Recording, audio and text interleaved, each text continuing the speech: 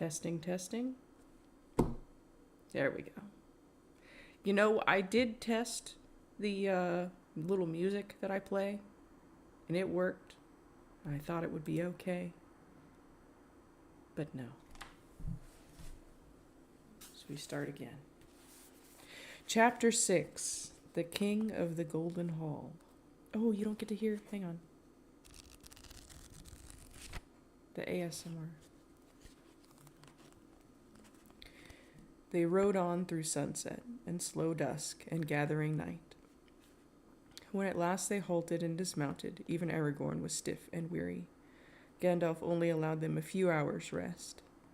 Legolas and Gimli slept, and Aragorn lay flat, stretched upon his back. But Gandalf stood, leaning on his staff, gazing into the darkness, east and west. All was silent, and there was no sign or sound of living thing.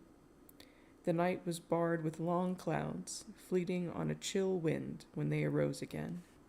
Under the cold moon they went on once more, as swift as by the light of day. Hours passed, and still they rode on. Gimli nodded, and would have fallen from his seat if Gandalf had not clutched and shaken him. Hasafel and Arad, weary but proud, followed their tireless leader, a grey shadow before them hardly to be seen. The miles went by. The waxing moon sank into the cloudy west.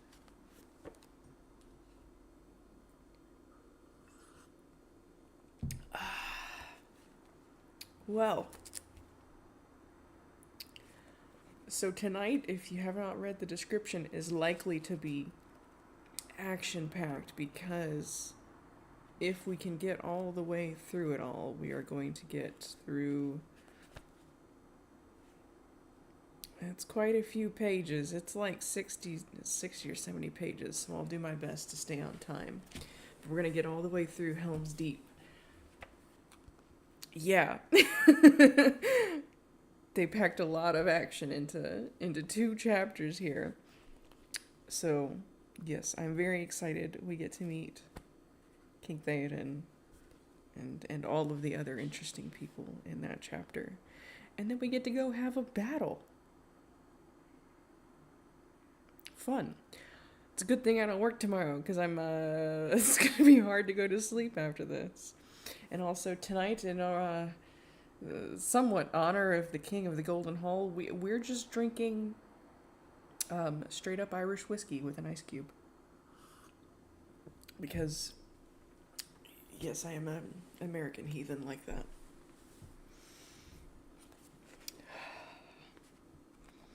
A bitter chill came into the air. Slowly in the east the dark faded to a cold gray. Red shafts of light leapt above the black walls of the Emyn Muil far away upon their left. Dawn came clear and bright. A wind swept across their path, rushing through the bent grasses. Suddenly Shadowfax stood still and neighed. Gandalf pointed ahead. "Look," he cried, and they lifted their tired eyes. Before them stood the mountains of the south, white-tipped and streaked with black. The grasslands rolled against the hills that clustered at their feet, and flowed up into many valleys still dim and dark, untouched by the light of dawn. Winding their way into the heart of the great mountains, immediately before the travelers, the widest of these glens opened like a long gulf among the hills. Far inward, they glimpsed a tumbled mountain mass with one tall peak. At the mouth of the vale there stood, like a sentinel, a lonely height. About its feet there flowed, as a thread of silver, the stream that issued from the dale. Upon its brow they caught, still far away, a glint in the rising sun, a glimmer of gold. "Speak, Legolas," said Gandalf. "Tell us what you see there before us." Legolas gazed ahead, shading his eyes from the level shafts of the new-risen sun.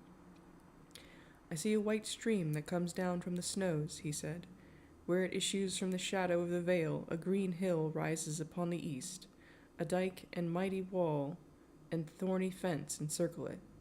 Within there rise the roofs of houses, and in the midst, set upon a green terrace, there stands aloft a great hall of men, and it seems to my eyes that it is thatched with gold. The light of it shines far over the land. Golden, too, are the posts of its doors. There men in bright mail stand. but all else within the courts are yet asleep. Edoras, those courts are called, said Gandalf, and Meduseld is that golden hall. There dwells Theoden, son of Thengel, king of the Mark of Rohan. We are come with the rising of the day. Now the road lies plain to see before us, but we must ride more warily, for war is abroad, and the Rohirrim, the horse lords, do not sleep, even if it seems so from afar. Draw no weapons, speak no haughty word. I counsel you all, until we are come before Theoden's seat. It's ironic, Gandalf telling people to be chill. The morning was bright and clear about them, and birds were singing. When the travelers came to the stream, God, I'm not good at doing sentences today, apparently. That's one sentence there. It ran down swiftly into the plain, and beyond the feet of the hills, turned across their path into a wide bend, flowing away east to feed the Entwash, far off, in its reed-choked beds. The land was green. In the wet meads and along the grassy borders of the stream grew many willow trees. Already in this southern land they were blushing red at their fingertips, feeling the approach of spring. I was in Half Price Books today, and I saw a book that I considered getting, and it was a fan work, a book of maps. Somebody had made up extra maps that charted the I think it was called Frodo's journey, so I think they probably focused on Frodo, but I did open up to the section that we're at right now with the three hunters, and it was included, so maybe she did all of the Fellowship. But it was just maps that she had made up, and it also had dates, and apparently the estimated date for this area is mid to late February, which does check out. When I was in Georgia, February, mid to late February, was when the flowers started to bloom. That was when their spring started.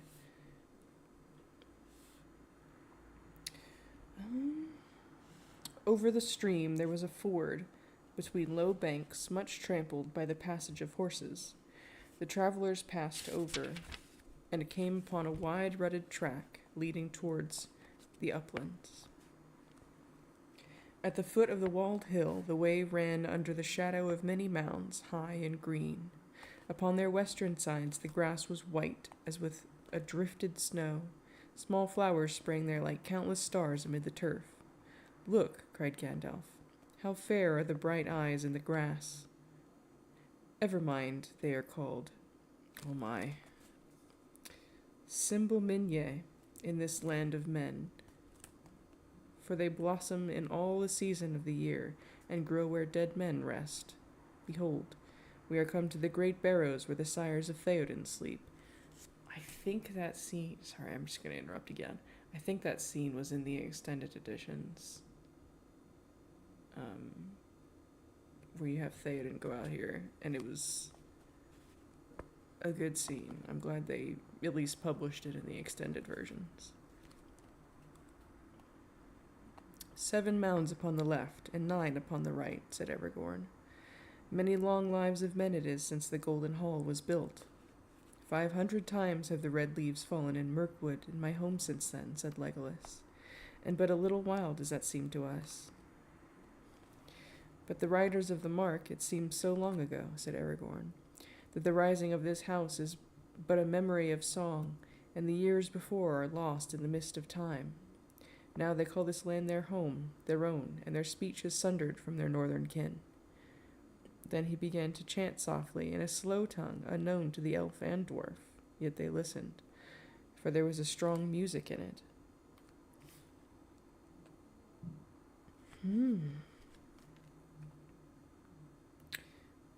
That, I guess, is the language of the Rohirrim, said Legolas. For it is like to this land itself, rich and rolling in part, and else hard and stern as the mountains. but I cannot guess what it means, save that it is laden with the sadness of mortal men. It runs thus in the common speech, said Aragorn, as near as I can make it. Where now is the horse and the rider? Where is the horn that was blowing? Where is the helm and the hauberk, and the bright hair flowing? Where is the hand on the harp string, and the red fire glowing? Where is the spring and the harvest, and the tall corn growing? They have passed like rain on the mountains, like a wind in the meadow. The days have gone down in the west behind the hills into shadow. Who shall gather the smoke of the dead wood burning, or behold the flowing years from the sea returning? Thus spoke a forgotten poet long ago in Rohan, recalling how tall and fair was Eorl the Young, who rode down out of the north, and there were wings upon his feet, upon the feet of his steed, Felarof, father of horses. So men still sing in the evening. With these words the travelers passed the silent mounds. Following the winding way up the green shoulders of the hills, they came at last to the wide wind-swept walls and the gates of Edoras. There sat many men in bright mail, who sprang at once to their feet and barred the way with spears. "Stay, strangers, here unknown," they cried in the tongue of the Riddermark, demanding the names and errand of the strangers. Wonder was in their eyes, but little friendliness, and they looked darkly upon Gandalf. "Well, I do understand your speech," he answered in the same language, "yet few strangers do so. Why, then, do you not speak the common tongue, as is the custom in the West, if you wish to be answered?" "It is the will of Theoden, King, that none should enter his gates, save those who know our tongue and are our friends," replied one of the guards. "None are welcome here in the days of war but our own folk, and those that come from Mundburg in the land of Gondor. Who are you that come heedless over the plain, thus strangely clad, riding horses like to our own horses? Long ago we have kept guard here, and we have watched you from afar. Long have we kept guard here, and have watched you from afar. Never have we seen other riders so strange, nor any horse more proud than is one of these that bear you. He is one of the Mayoras, unless our eyes are cheated by some spell. Say, are you not a wizard, some spy from Sauron, or phantoms of his craft? Speak now, and be swift." "We are no phantoms," said Aragorn, "nor do your eyes cheat you, for indeed these are your own horses that we ride, as you knew well ere you asked, I guess. But seldom does thief ride home to the stable. Here are Hasufal and Arod, that Eomer, the third marshal of the Mark, lent to us only 2 days ago. We bring them back now, even as we promised him. Has not Eomer returned and given warning of our coming?" A troubled look came to the guard's eyes. "Of Eomer I have naught to say," he answered. "If what you tell me is truth, then doubtless Theoden will have heard of it. Maybe your coming was not wholly unlooked for. It is but 2 nights ago that Wormtongue came to us and said that by the will of Theoden no stranger should pass these gates." "Wormtongue," said Gandalf, looking sharply at the guard. "Say no more. My errand is not to Wormtongue, but to the Lord of the Mark himself. I am in haste. Will you not go or send to say that we are come?" His eyes glinted under his deep brows as he bent his gaze upon the man. "Yes, I will go," he answered slowly. "But what names shall I report? And what shall I say of you? Old and weary you seem now, yet you are fell and grim beneath, I deem." I'm just having, these are not the droids you're looking for flashbacks.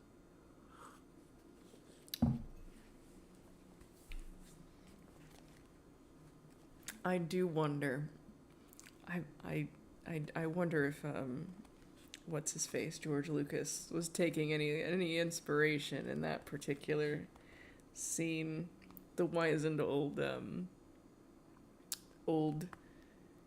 wizard mentor is pretty common in at least the Western, if not the entire world's canon.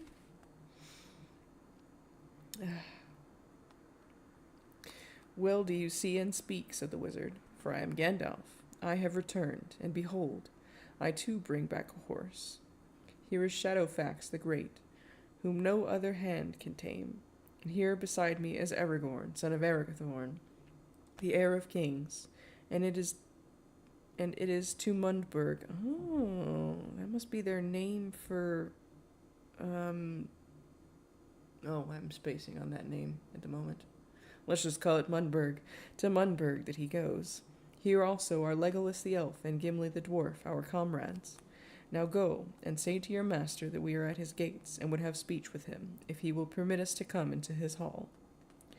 Strange names you give indeed, but I will report them as you bid, and learn my master's will, said the guard. Wait here a little while, and I will bring you such answer as seems good to him. Do not hope too much. These are dark days. He went swiftly away, leaving the strangers in the watchful keeping of his comrades. After some time he returned. Follow me, he said. Theoden gives you leave to enter, but any weapon that you bear, be it only a staff, you must leave it on the threshold. The door wardens will keep them.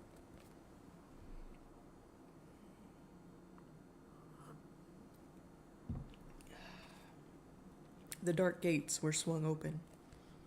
The travelers entered, walking in file behind their guide. They found a broad path paved with hewn stones, now winding upward, now climbing in short flights of well-laid steps. Many houses built of wood and many dark doors they passed.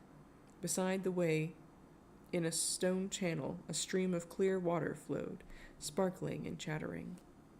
At length they came to the crown of the hill. There stood a high platform above a green terrace, at the foot of which a bright spring gushed from a stone carved in the likeness of a horse's head. Beneath was a wide basin from which the water spilled and fed the falling stream. Upon the green terrace went a stair of stone, high and broad, and on either side of the topmost step were stone-hewn seats. There sat other guards with drawn swords laid upon their knees. Their golden hair was braided on their shoulders. The sun was blazoned on their green shields, and their long corslets were burnished bright. And when they rose taller, they seemed than mortal men. He uses an awful lot of commas. Pretty good. I feel like we could have used a comma there. Is what I'm trying to say. There are the doors before you, said the guide. I must return now to my duty at the gate. Farewell, and may the Lord of the Mark be gracious to you. He turned and went swiftly back down the road. The others climbed the long stair under the eyes of the tall watchman. Silent they stood, now above, and spoke no word until Gandalf stepped out upon the paved terrace at the stair's head. Then suddenly, with clear voices, they spoke a courteous greeting in their own tongue. Hail, travelers from afar, they said. And they turned the hilts of their swords towards the travelers in token of peace. Green gems flashed in the sunlight. Then one of the guards stepped forward and spoke in the common speech. I am the door warden of Theoden, he said. Hama is my name. Here I must bid you lay aside your weapons before you enter. Then Legolas gave into his hand his silver-hafted knife, his quiver, and his bow. Keep these well, he said, for they come from the golden wood, and the lady of Lothlorien gave them to me. Wonder came into the man's eyes, and he laid the weapons hastily by the wall, as if he feared to handle them. No man will touch them, I promise you, he said. Aragorn stood a while hesitating. It is not my will, he said, to put aside my sword, or to deliver Anduril to the hand of any other man. It is the will of Theoden, said Hama. It is not clear to me that the will of Theoden, son of Fangirl, even if he be Lord of the Mark, should prevail over the will of Aragorn, son of Arathorn, Elendil's heir of Gondor. This is the house of Theoden, not of Aragorn, even were he king of Gondor in the seat of Denethor, said Hama, stepping swiftly before the doors and barring the way. His sword was now in his hand, and the point towards the strangers. This is idle talk, said Gandalf. Needless is Theoden's demand, but it is useless to refuse. A king will have his way in his own hall, be it folly or wisdom. Truly, said Aragorn, and I would do as the master of the house bade me, were this only a woodman's cot. if I now bore any sword but Anduril. Whatever its name may be, said Hama, here you shall lay it, if you would not fight alone against all the men in Edoras. Not alone, said Gimli, fingering the blade of his axe, and looking darkly up at the guard, as if he were a young tree that Gimli had a mind to fell. Not alone. Come, come, said Gandalf. We are all friends here. Or should be, for the laughter of Mordor will be our only reward if we quarrel. My errand is pressing. Here at least is my sword, good Midhama. Keep it well. Glamdring it is called, for the elves made it long ago. Now let me pass. Come, Aragorn. Slowly Aragorn unbuckled his belt, and himself set his sword upright against the wall. Here I set it, he said, but I command you not to touch it, nor to permit any other to lay hand on it. In this elvish sheath dwells the blade that was broken, and has been made again. Telchar first wrought it in the depths of time. Death shall come to any man that draws Elendil's sword, save Elendil's heir. The guard stepped back and looked with amazement on Aragorn. Seems that you are come on the wings of song out of the forgotten days, he said. It shall be, Lord, as you command. Well, said Gimli, if it has Anduril to keep it company, my axe may stay here too, without shame.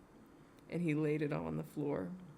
Now then, if all is as you wish, let us go and speak with your master. The guard still hesitated. Your staff, he said to Gandalf.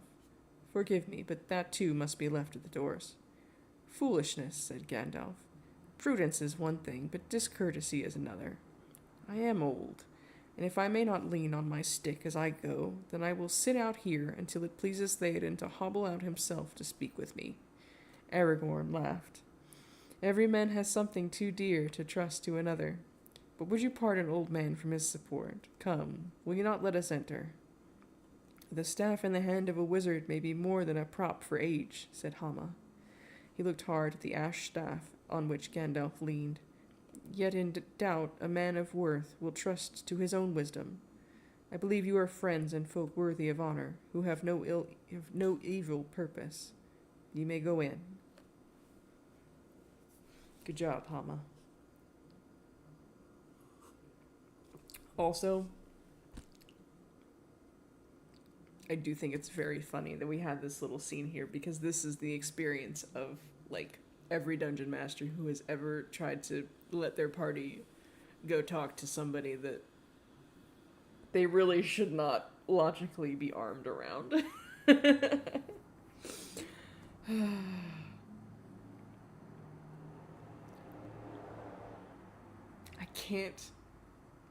I'm not sure that we necessarily had that big of a discussion when my party had to do that. I think they were pretty forewarned. Like, I think they were also gonna go inside, like, a big castle to meet with an emperor who was, like, very firmly established an asshole who would clearly not hesitate to be like, hey, army, just kill him.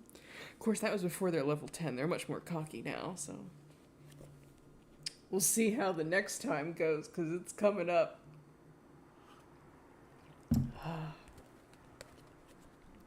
The guards now lifted the heavy bars of the doors and swung them slowly inwards, grumbling on their great hinges. The travelers entered.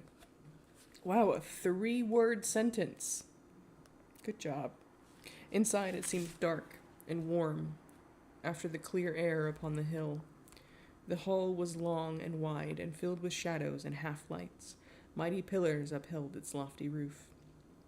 But here and there, bright sunbeams fell in glimmering shafts from the eastern windows, high under the deep eaves.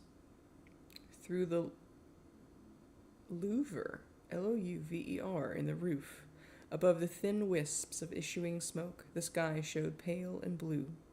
As their eyes changed, the travelers perceived that the floor was paved with stones of many hues, branching runes and strange devices intertwined beneath their feet.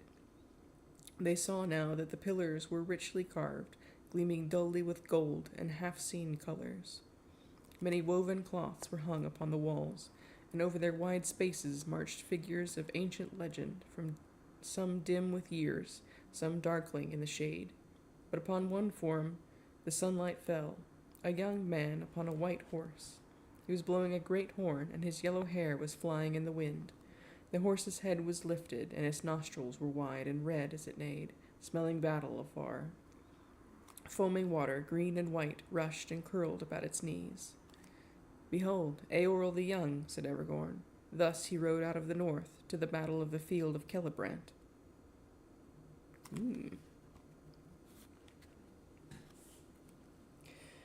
Now the four companions went forward, past the clear wood fire burning in the long hearth in the midst of the hall. Then they halted. At the far end of the house, beyond the hearth, and facing north towards the doors, was a dais with 3 steps, and in the middle of the dais was a great gilded chair. Upon it sat a man so bent with age that he seemed almost a dwarf, but his white hair was long and thick, and fell in great braids from beneath a thin golden circlet set upon his brow. In the center, upon his forehead, shone a single white diamond. His beard was laid like snow upon his knees, but his eyes still burned with a bright light, glinting as he gazed at the strangers. Behind his chair stood a woman clad in white. At his feet, upon the steps, sat a wizened figure of a man, with a pale, wise face and heavy-lidded eyes. There was silence. The old man did not move in his chair. At length Gandalf spoke. "Hail, Theoden, son of Thengel. I have returned, for behold, the storm comes, and now all friends should gather together, lest each singly be destroyed." That's a good line.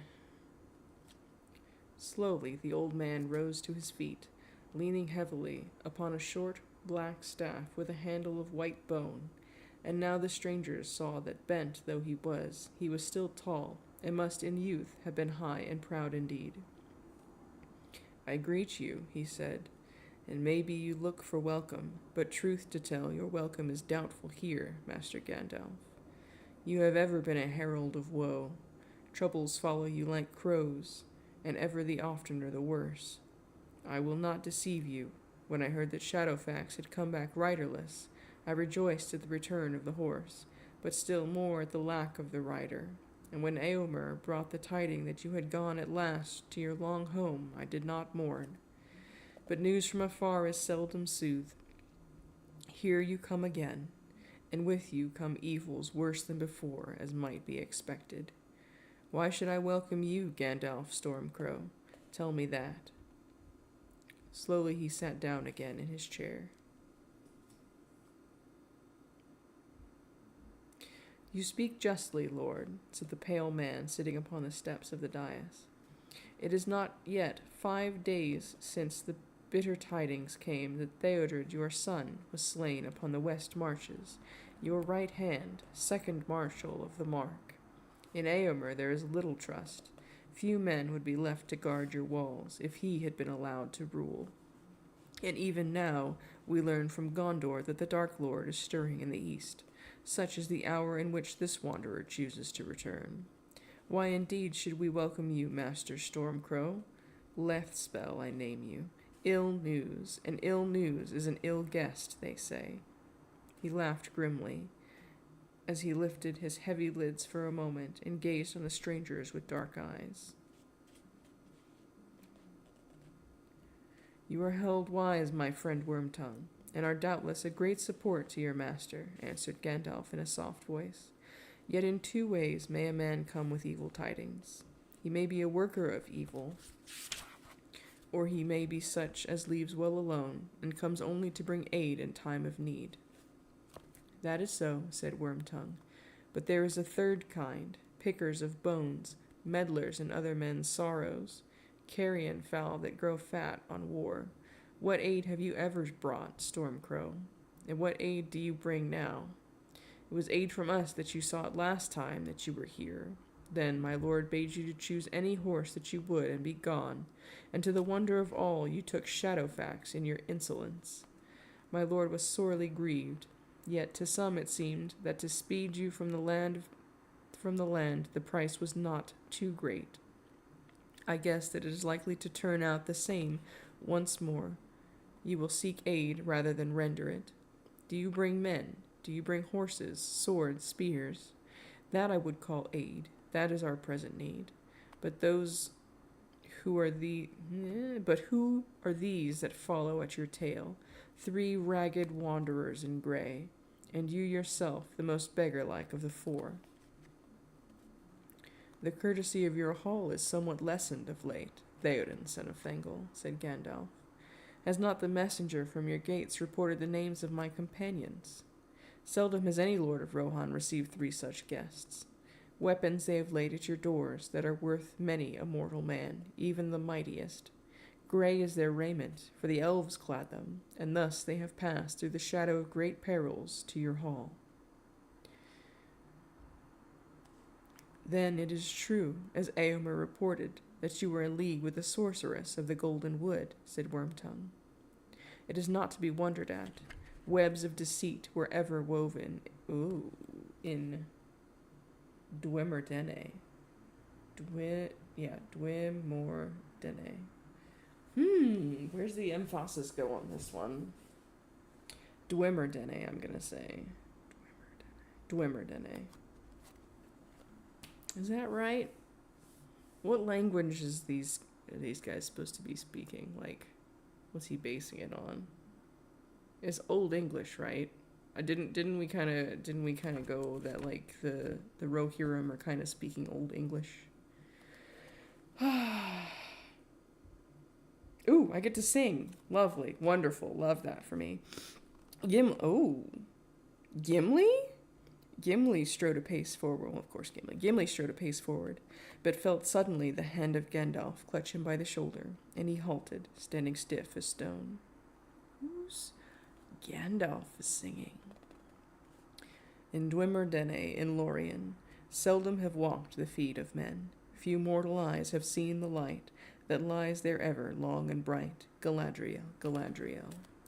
Clear is the water of your well, white is the star in your white hand, unmarred, unstained is leaf and land, in Dwemer-Dene, in Lorien, more fair than thoughts of mortal men. Thus Gandalf softly sang, and then suddenly he changed. Casting his tattered cloak aside, he stood up and leaned no longer on his staff, and he spoke in clear, cold voice. I have to pause right. No, I can't pause right here. Put a pin in that. The wise speak only of what they know. Grima, son of Galmod. A witless worm have you become. Therefore be silent, and keep your forked tongue behind your teeth. I have not passed through fire and death to bandy crooked words with a serving man till the lightning falls. He raised his staff. There was a roll of thunder. The sunlight was blotted out from the eastern windows. The whole hall became suddenly dark as night. The fire faded to sudden embers. Only Gandalf could be seen, standing white and tall before the blackened hearth. In the gloom they heard the hiss of Wormtongue's voice. Did I not counsel you, Lord, to forbid his staff? That fool Hama has betrayed us. There was a flash as if lightning had cloven the roof. Then all was silent. Wormtongue sprawled on his face. There's a section break here. Now, Theoden, son of Thengel, will you hearken to me? Said Gandalf. Do you ask for help? He lifted his staff and pointed it to a high window. There the darkness seemed to clear, and through the opening could be seen, high and far, a patch of shining sky. Not all is dark.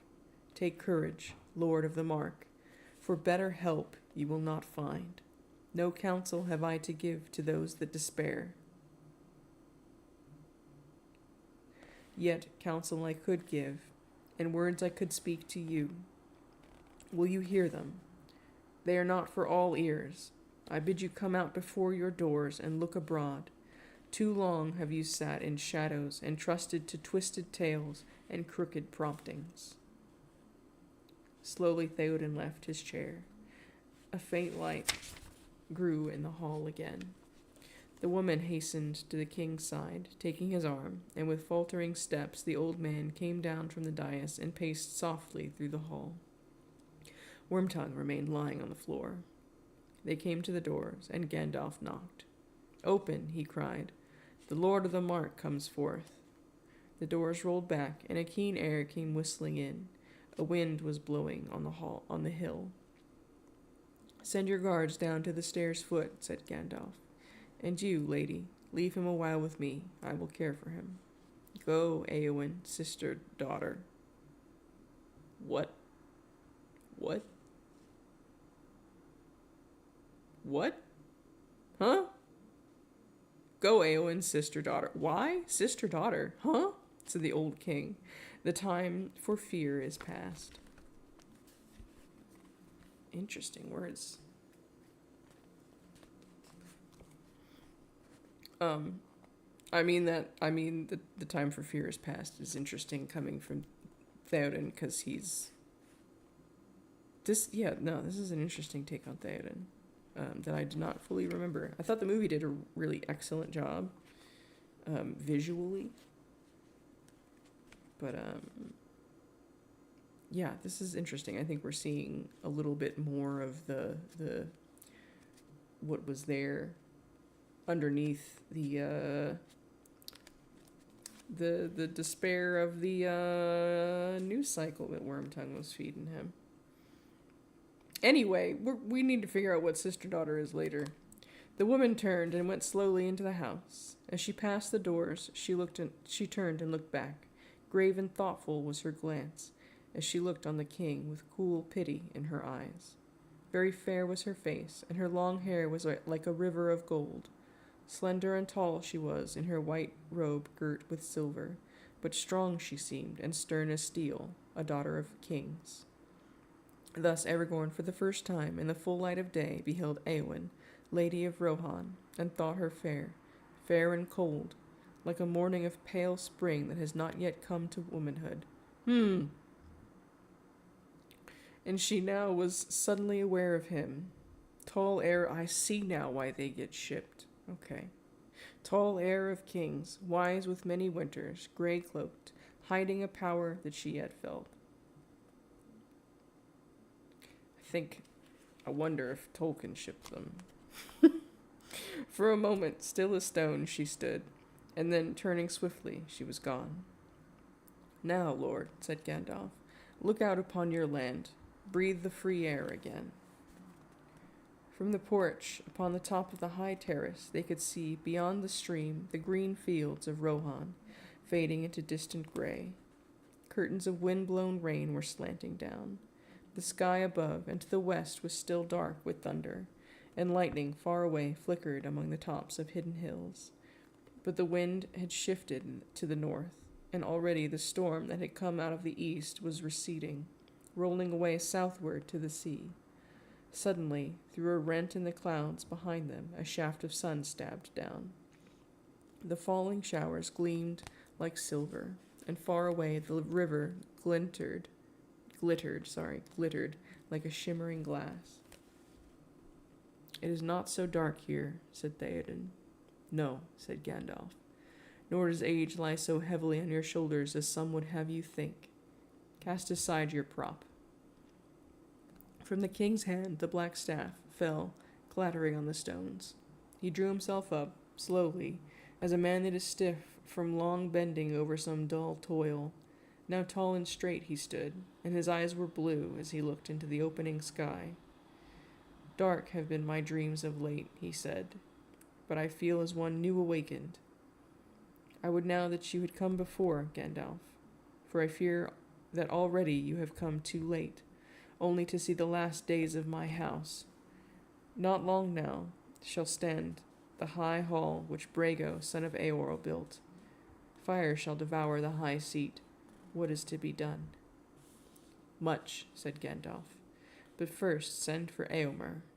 Do I not guess rightly that you hold him prisoner by the counsel of Grima, of him that all save you name the Wormtongue?" "It is true," said Theoden. "He had rebelled against my commands and threatened death to Grima in my hall."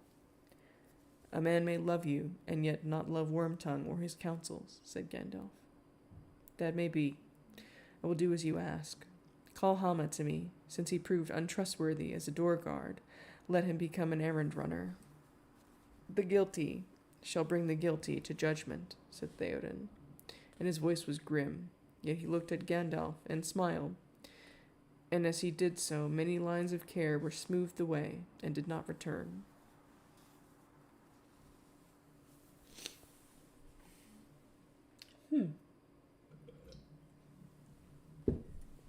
Interesting.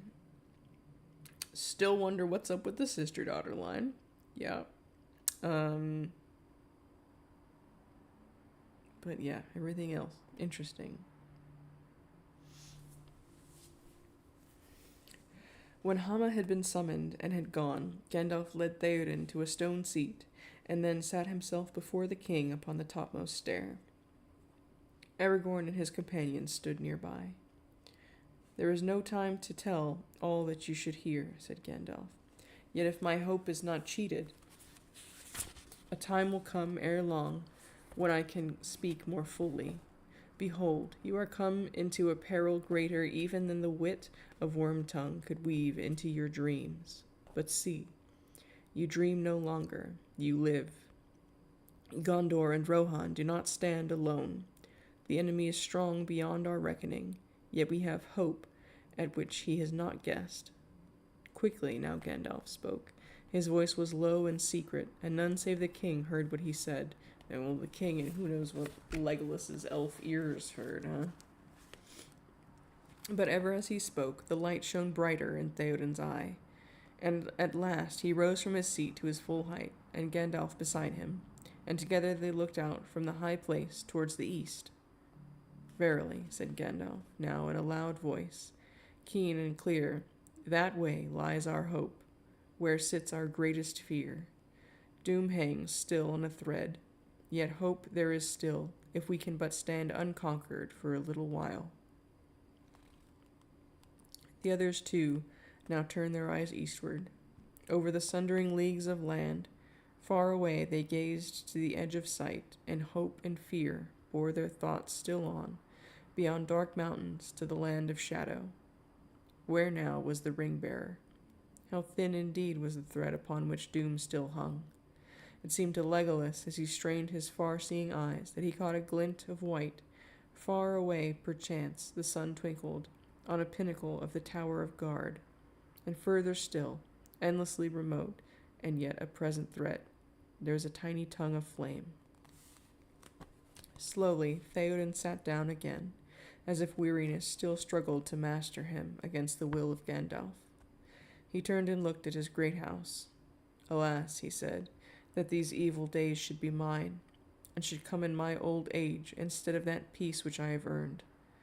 Alas for Boromir the brave, the young perish, and the old linger, withering. He clutched his knees with his wrinkled hands. Your fingers would remember their old strength better if they grasped a sword hilt, said Gandalf. Theoden rose and put his hand to his side, but no sword hung at his belt. Where is Grima stowed it? He muttered under his breath. Take this, dear lord, said a clear voice. It was ever at your service. Two men had come softly up the stair, and stood now a few steps from the top. Éomer was there. No helm was on his head, no mail was on his breast, but in his hand he held a drawn sword, and as he knelt he offered the hilt to his master. How comes this? Said Theoden sternly. He turned towards Éomer, and the men looked in wonder at him, standing now proud and erect. Where was the old man whom they had left crouching in his chair or leaning on his stick? It is my doing, lord, said Hama, trembling. I understood that Éomer was to be set free.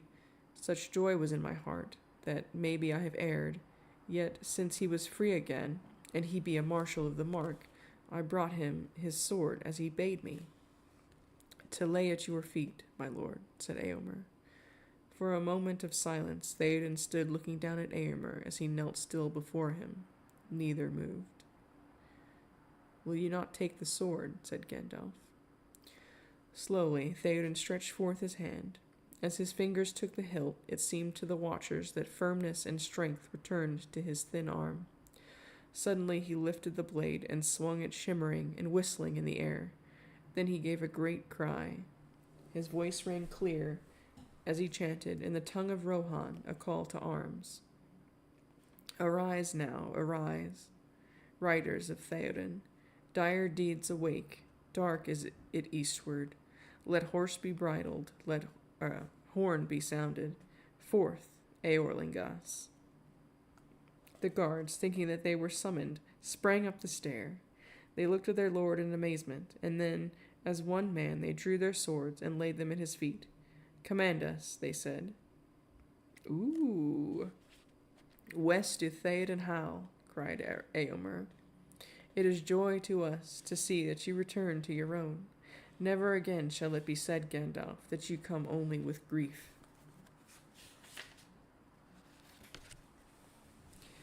Take back... What? Eh? Oh!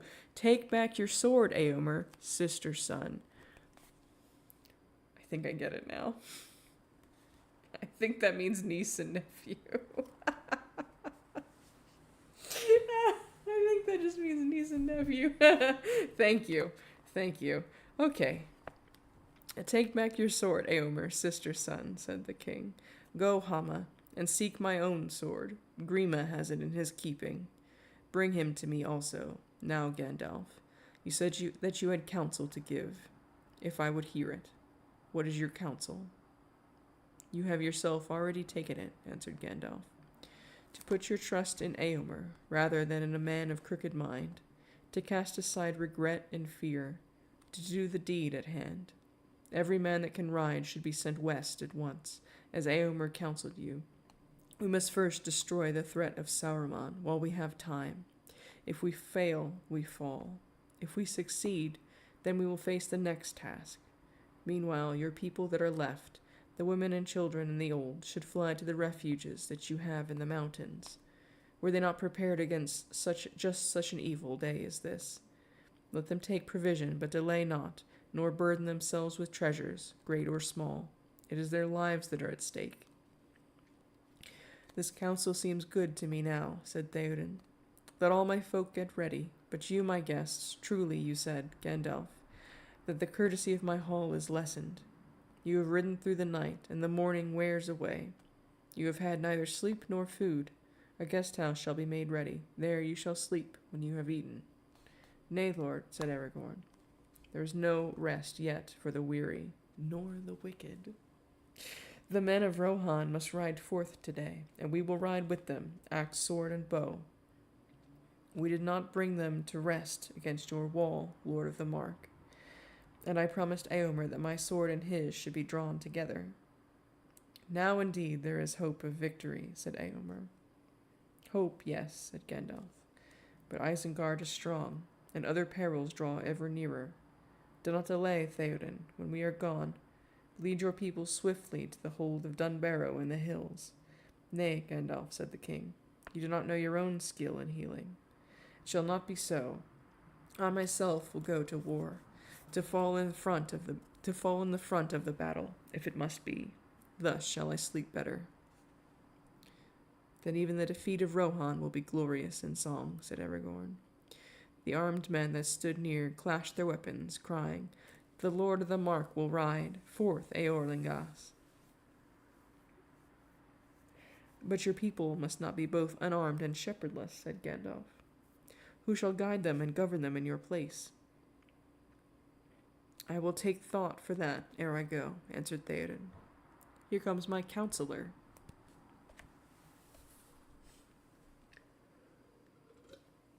I don't think Theoden would have been quite as snarky. I think he probably would have said it more grimly. At that moment, Hama came again from the hall.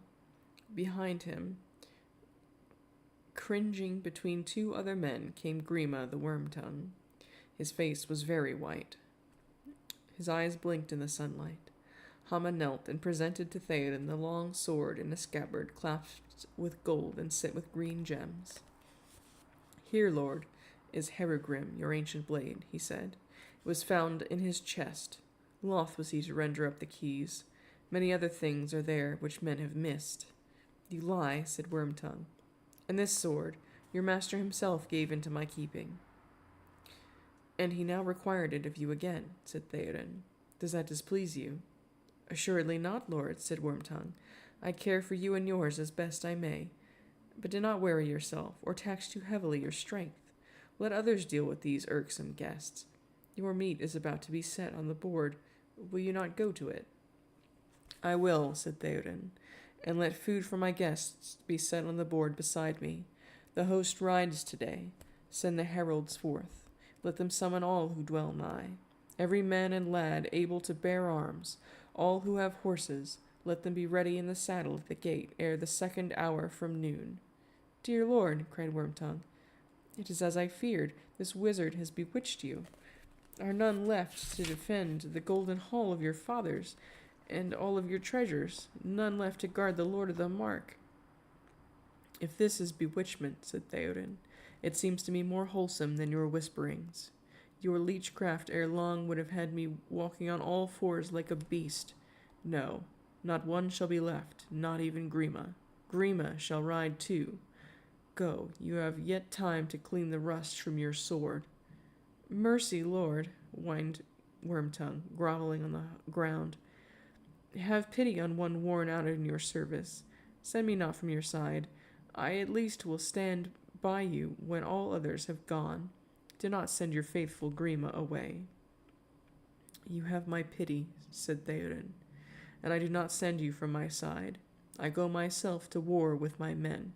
I bid you come with me and prove your faith. Wormtongue looked from face to face. In his eyes was the hunted look of a beast seeking some gap in the ring of his enemies. He licked his lips with a long, pale tongue. Such a resolve might be expected from a lord of the house of Eorl, old though he be, he said. But those who truly love him would spare his failing years. Yet I see that I come too late. Others whom the death of my lord would perhaps grieve less have already persuaded him. If I cannot undo their work, hear me at least in this, lord. One who knows your mind and honors your commands should be left in Edoras. Appoint a faithful servant. Let your counselor Grima keep all things till your return, and I pray that we may see it, though no wise man will deem it hopeful. Eomer laughed. And if that plea does not excuse you from war, most noble Wormtongue, he said, what office of less honor would you accept? To carry a sack of meal up to the mountains, if any man would trust you with it. Nay, Eomer, you do not fully understand the mind of Master Wormtongue, said Gandalf, turning his piercing glance upon him. He is bold and cunning. Even now he plays a game with peril and wins a throw. Hours of my precious time he has wasted already. Down, snake, he said, and suddenly in a terrible voice, down on your belly. How long is it since Saruman bought you? What was the promised price? When all the men were dead, you were to pick your share of the treasure and take the women you desire. Too long have you watched her under your eyelids and haunted her steps. Eomer grasped his sword. That I knew already, he muttered. For that reason I would have slain him before forgetting the law of the hall, but there are other reasons. He stepped forward, but Gandalf stayed him with his hand. Eowyn is safe now, he said, but you, Wormtongue, you have done what you could for your true master. Some reward you have earned at least, yet Sauron is apt to overlook his bargains. I should advise you to go quickly and remind him, lest he forget your faithful service. You lie, said Wormtongue. That word comes too oft and easily from your lips, said Gandalf. I do not lie. See, Theoden, here is a snake. With safety you cannot take it with you, nor can you leave it behind. To slay it would be just, but it was not always as it is now. Once it was a man, and did you service in its fashion. Give him a horse, and let him go at once, wherever he chooses. But by his choice you shall judge him. Do you hear this, Wormtongue? Said Theoden. This is your choice. To ride with me to war, and let us see in battle whether you are true, or to go now, whither you will. But then, if ever we shall meet again, I shall not be merciful." Slowly, Wormtongue rose. He looked at them with half-closed eyes. Last of all, he scanned Theoden's face and opened his mouth as if to speak. Then suddenly he drew himself up. His hands worked, his eyes glittered. Such malice was in them that men stepped back from him. He bared his teeth, and then with a hissing breath he spat before the king's feet, and darting to one side he fled down the stair. "After him," said Theoden. "See that he does no harm to any, but do not hurt him or hinder him.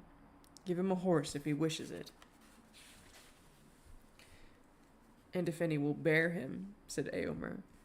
"That's the snarky one." One of the guards ran down the stair. Another went to the well at the foot of the terrace, and in his helm drew water.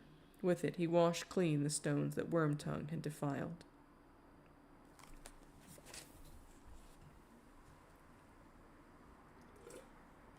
Good shit.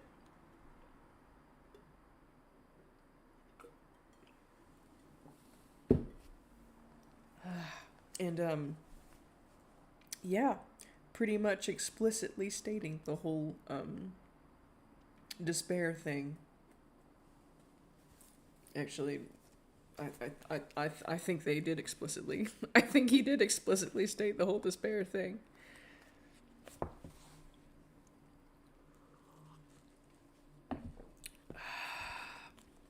"Now, my guests, come," said Theoden. "Come and take such refreshments as haste allows." They passed back into the great house. I don't know if I can read today. Already they heard below them in the town the heralds crying and the war horns blowing. For the king was to ride forth as soon as the men of the town and those dwelling near could be armed and assembled. At the king's board sat Eomer and the four guests. Wow. And there also, waiting upon the king, was the Lady Eowyn. They ate and drank swiftly. The others were silent, while Theoden questioned Gandalf concerning Sauron. "How far back his treachery goes, who can guess?" said Gandalf. "He was not always evil. Once, I do not doubt that he was the friend of Rohan, and even when his heart grew colder, he found you useful still. But for long now he has plotted your ruin, wearing the mask of friendship until he was ready. In those years, Wormtongue's task was easy, and all that you did was swiftly known in Isengard, for your land was open, and strangers came and went, and ever Wormtongue's whispering was in your ears, poisoning your thought, chilling your heart, weakening your limbs, and while others watched and could do nothing but your will was in his keeping. But when I escaped and warned you, then the mask was torn for those who would see. After that, Wormtongue played dangerously, always seeking to delay you, to prevent your full strength being gathered. He was crafty, dulling men's wariness and working on their fears, as served the occasion. Do you not remember how eagerly he urged that no man should be spared on a wild goose chase northward, when the immediate peril was westward? He persuaded you to forbid Eomer to pursue the raiding orcs, if Eomer had not defied Wormtongue's voice speaking with your mouth. Wormtongue's voice speaking with your mouth. Those orcs would have reached Isengard by now, bearing a great prize. Not indeed that prize which Saruman desires above all else, but at the least 2 members of my company, sharers of a secret hope, of which, even to you, Lord, I cannot speak openly. Dare you think of what they might now be suffering, or what Saruman might have learned to our destruction?" "I owe much to Eomer," said Theoden. "Faithful heart may have froward tongue." I think that means sass. "Say also," said Gandalf, "that to crooked eyes truth may wear a wry face." "Indeed, my eyes were almost blind," said Theoden. "Most of all, I owe to you, my guest. Once again you have come in time. I would give you a gift ere we go, at your own choosing. You have only to name aught that is mine. I reserve now only my sword. Whether I came in time or not is yet to be seen, said Gandalf. But as for your gift, Lord, I will choose one that will fit my need, swift and sure. Give me Shadowfax. He was only lent before, if loan we may call it, but now I shall ride him into great hazard, setting silver against black. I would not risk anything that is not my own, and already there is a bond of love between us. You chose well, said Theoden, and I give him now gladly, yet it is a great gift. There is none like to Shadowfax. In him one of the mighty steeds of old has returned. None such shall return again. And to you, my other guests, I will offer such things as may be found in my armory. Swords you do not need, but there are helms and coats of mail of cunning work, gifts to my fathers out of Gondor. Choose from these ere we go, and may they serve you well.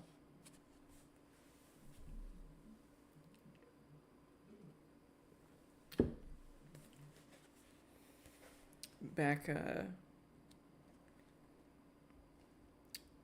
I was gonna save this for the end, but I was gonna save another thing. I said put a pin in that, but I promptly have forgotten.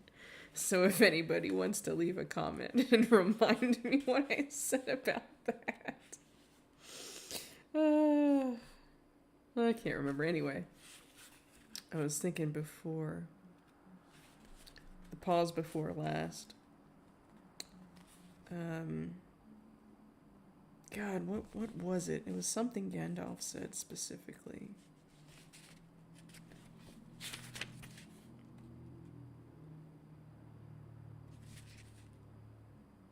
Dang.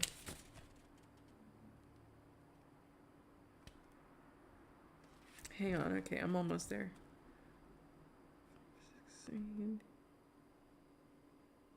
Oh, yeah. No, man, I can't remember the exact line, but it was when Gandalf was speaking about Theoden being old, and they were talking about, oh well, Wormtongue was saying like, oh well, he's old. You should just leave him out of let him be old. You know, he can't fight. Don't make him fight. And yep. Definitely getting some feelings of someone who has fought in and survived World War I, having to see World War II happen. Yeah, that was the thing. It was really, really really poignant. Okay, I need another sip of water after that. It made me sad.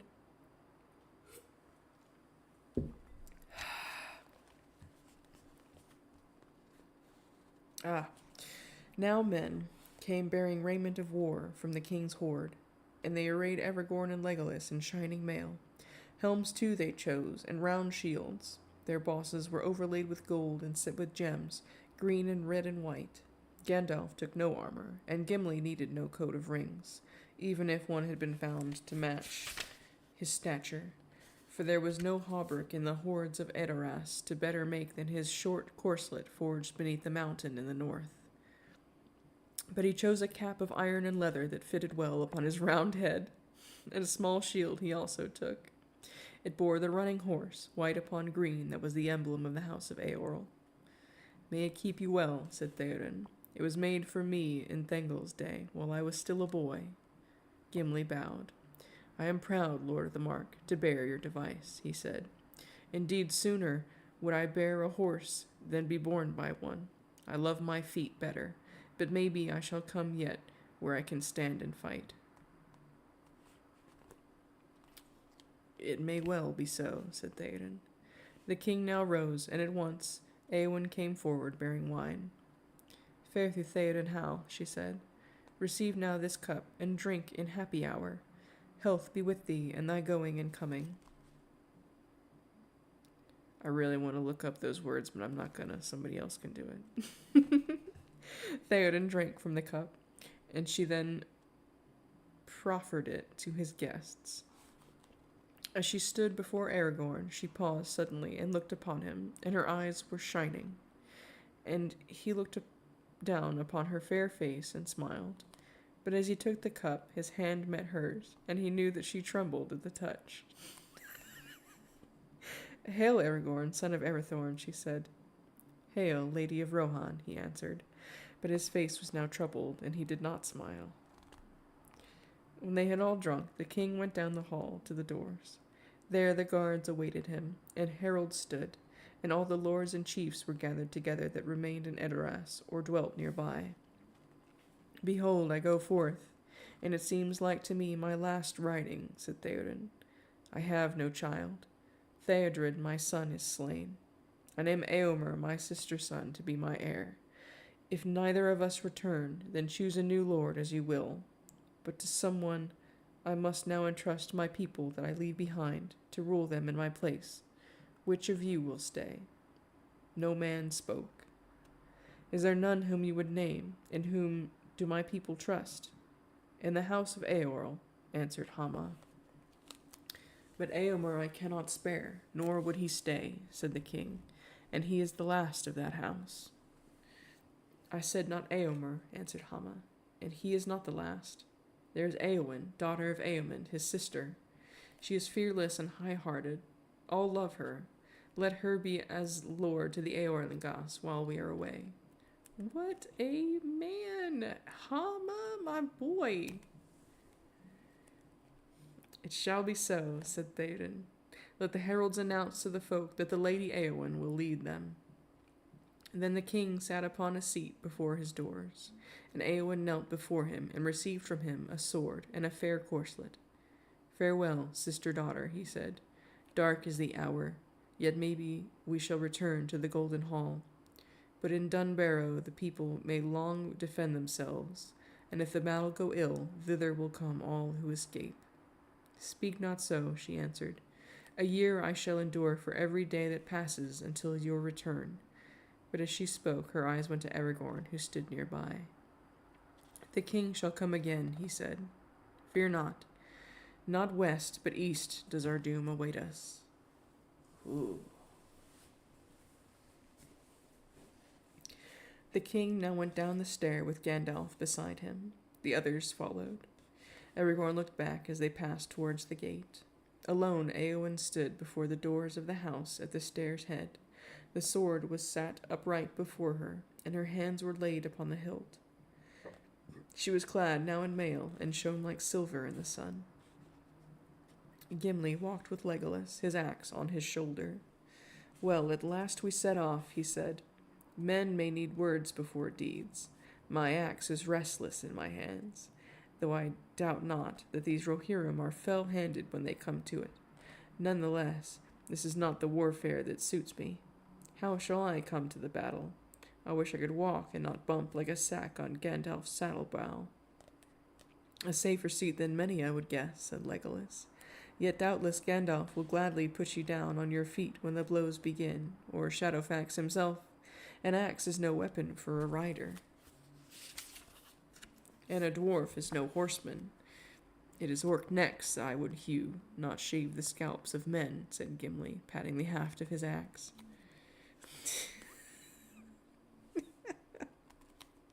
Love them. Love that for both of them. At the gate they found a great host of men, old and young, already in the saddle. More than 1,000 were there mustered. Their spears were like a springtime wood. Loudly and joyously they shouted as Theoden came forth. Some held in readiness the king's horse, Snowmane, and others held the horses of Aragorn and Legolas. Gimli stood ill at ease, frowning, but Eomer came up to him, leading his horse. "Hail, Gimli, Glóin's son," he cried. "I have not had time to learn gentle speech under your rod, as you promised." Sassy. "But shall we put aside our quarrel? At least I will speak no evil of the Lady of the Wood." "I will forgive my wrath a while, Eomer, son of Eoman," said Gimli. But if ever you chance to see the Lady Galadriel with your own eyes, then you shall acknowledge her the fairest of ladies, or our friendship will end." "So be it," said Eomer. "But until that time, pardon me, and in token of pardon, ride with me, I beg. Gandalf will be at the head with the Lord of the Mark, but Firefoot, my horse, will bear us both, if you will." "I thank you indeed," said Gimli, greatly pleased. "I will gladly go with you, if Legolas, my comrade, may ride beside us." "It shall be so," said Eomer. "Legolas upon my left, and Aragorn upon my right, and none shall dare stand before us." "Where is Shadowfax?" said Gandalf. "Running wild over the grass," they answered.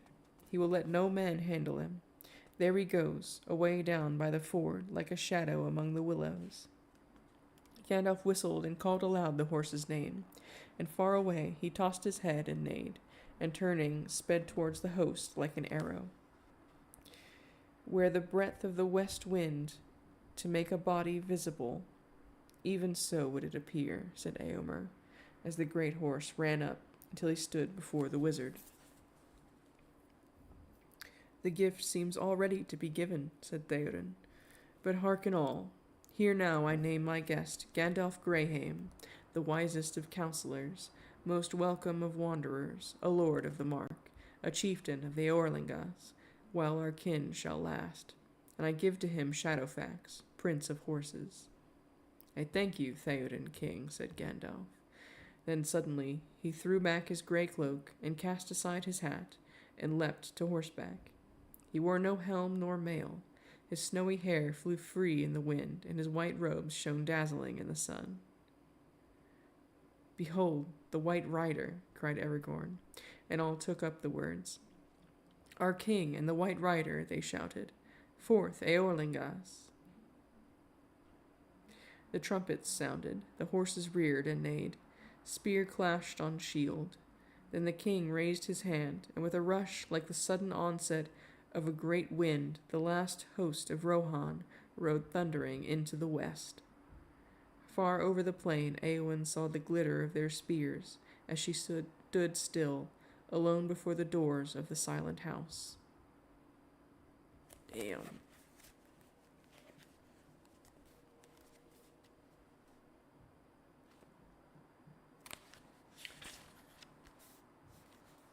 Well, I had something to say, but I probably forgot it with that last sentence there.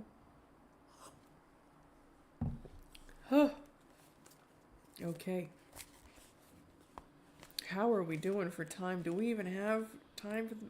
Shoot, Helm's Deep's not very long. We're at 177. Sorry, 167. We need to make it to 187. We can do that. 40 minutes for 20 pages. We can do that. Alright, Chapter 7. Helm's Deep. Here we go. The sun was already westering as they rode from Edoras, and the light of it was in their eyes, turning all the rolling fields of Rohan to a golden haze.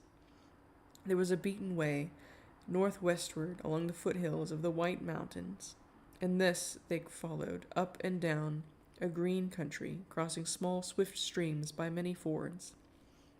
Far ahead and to their right the misty mountains loomed. Ever darker and taller they grew as the miles went by. The sun went slowly down before them. Evening came behind.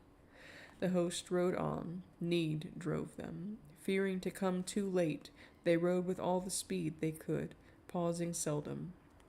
Swift and enduring were the steeds of Rohan, but there were many leagues to go.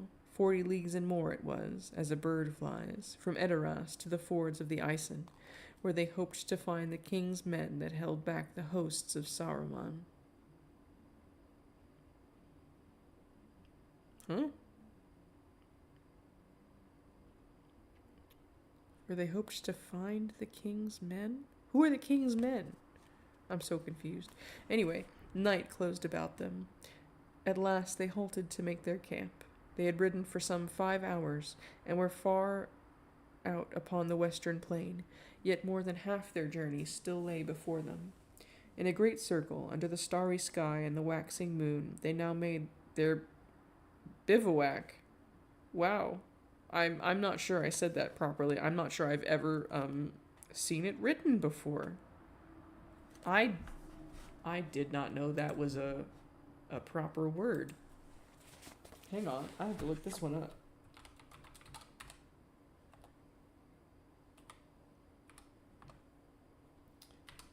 Bivouac. Unadapted borrowing from French. Reinforcements of guard or town watch. Huh. Okay, yeah, we always use it as, like, encampment, basically. That makes sense. Huh. Never seen that spelled before. I'm also not sure I'm saying it properly. Hang on. So I am. Okay, that's upside down. I got so distracted I picked the book up upside down. Where was bivouac again? I got soup. Here we go. Bivouac. They lit no fires, for they were uncertain of events, but they set a ring of mounted guards about them, and scouts rode out far ahead, passing like shadows in the folds of the land. The slow night passed without tidings or alarm. At dawn the horns sounded, and within an hour they took to the road again. There were no clouds overhead yet, but a heaviness was in the air. It was hot for the season of the year. The rising sun was hazy, and behind it, following it slowly up the sky, there was a growing darkness, as if a great storm moving out of the east. And away in the northwest, there seemed to be another darkness, brooding about the feet of the misty mountains, a shadow that crept down slowly from the wizard's veil. Gandalf dropped back to where Legolas rode beside Éomer.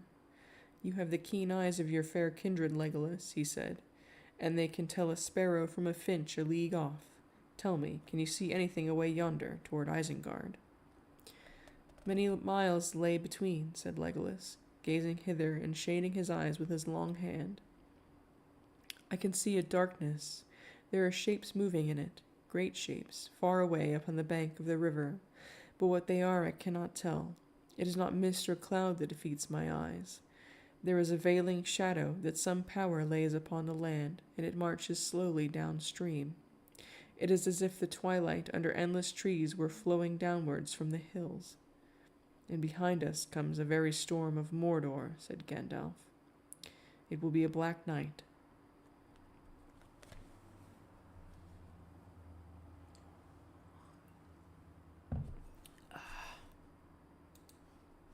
Oh, let me bring back OBS. Make sure my mic is still working. Yep, we good. Oh, Groucho, welcome to the stream.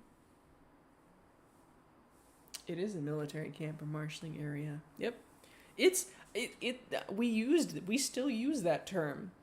I thought it was a silly pronunciation for an acronym that I just never bothered to look up. I did not know it was an actual word. As the second day of their riding drew on, the heaviness in the air increased. In the afternoon, the dark clouds began to overtake them. A somber canopy with great billowing edges flecked with dazzling light. The sun went down, blood red in a smoking haze. The spears of the riders were tipped with fire, as the last halves of light kindled the steep faces of the peaks of... Oh my goodness. Threhyrne. Thrihyrne. Threhyrne. Oh boy. Now very near they stood, on the northernmost arm of the White Mountains, 3 jagged horns staring at the sunset. In the last red glow, men in the vanguard saw a black speck, a horseman riding back towards them. They halted, awaiting him. He came, a weary man with dinted helm and cloven shield. Slowly he climbed from his horse and stood there a while, gasping. At length he spoke. "Is Éomer here?" he asked. "You come at last, but too late." "Oh, that's right, those were the king's men. Uh-oh. And with too little strength, things have gone evilly since Theodred fell. We were driven back yesterday over the Isen with great loss. Many perished at the crossing. Then at night, fresh forces came over the river against our camp. All Isengard must be emptied, and Saruman has armed the wild hillmen and herd folk of Dunland beyond the rivers, and these also he loosed upon us. We were overmastered. The shield wall was broken. Erkenbrand of Westfold has drawn off those men that he could gather towards his fastness in Helm's Deep. The rest are scattered. Where is Eomer? Tell him there is no hope ahead. He should return to Edoras before the wolves of Isengard come there. Theoden had sat silent, hidden from the man's sight behind his guards. Now he urged his horse forward. Come stand before me, Ceorl, he said. I am here. The last host of the Orlingas has ridden forth. I will not return without battle. The man's face lighted with joy and wonder. He drew himself up, then he knelt, offering his notched sword to the king. Command me, lord, he cried, and pardon me. You thought I remained in Meduseld, bent like an old tree under winter snow. So it was when you rode to war. But a west wind has shaken the boughs, said Theoden. Give this man a fresh horse. Let us ride to the help of Erkenbrand. While Theoden was speaking, Gandalf rode a short way ahead, and he sat there alone, gazing north to Isengard and west to the setting sun. Now he came back. Ride, Theoden, he said. Ride to Helm's Deep. Go not to the fords of Isen, and do not tarry in the plain. I must leave you for a while. Shadowfax must bear me now on a swift errand. Turning to Aragorn and Eomer and the men of the king's household, he cried, Keep well the Lord of the Mark till I return. Await me at Helm's Gate. Farewell. And so mysteriously, as the wizard does, Gandalf has to depart. for mysterious reasons. That slightly being that the DM has to remove his OP plot device wizard, so that the heroes actually have work to do. Because Gandalf does like actual, real, legit magic. He spoke a word to Shadowfax, and like an arrow from the bow, the great horse sprang away. Even as they looked, he was gone, a flash of silver in the sunset, a wind over the grass, a shadow that fled and passed from sight. Snowmane snorted and reared, eager to follow, but only a swift bird on the wing could have overtaken him. What does that mean? Said one of the guard to Hama. That Gandalf Greyhame has need of haste, answered Hama. Ever he goes and comes unlooked for. Wormtongue, were he here, would not find it hard to explain, said the other. True enough, said Hama, but for myself I will wait until I see Gandalf again. Maybe you will wait long, said the other.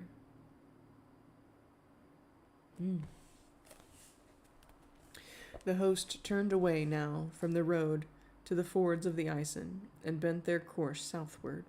Night fell, and still they rode on. The hills drew near, but the tall peaks of, oh my god, Threhirn, I can't do it. There's too many consonants. Threhirn. I don't know where the emphasis goes. Should be probably in the first syllable if we're going with the old English rules. Threhirn. God, we're already dim against it. It's the mountain names. They're just killing me. First it was Caradhras, and now it's Threhirn. It sounds wrong. I don't know. Help. We're already dim against the darkening sky. Still some miles away, on the far side of the Westfold Vale, lay a green coombe. Coomb. You're a great bay in the mountains. Thank you. Out of which a gorge opened in the hills.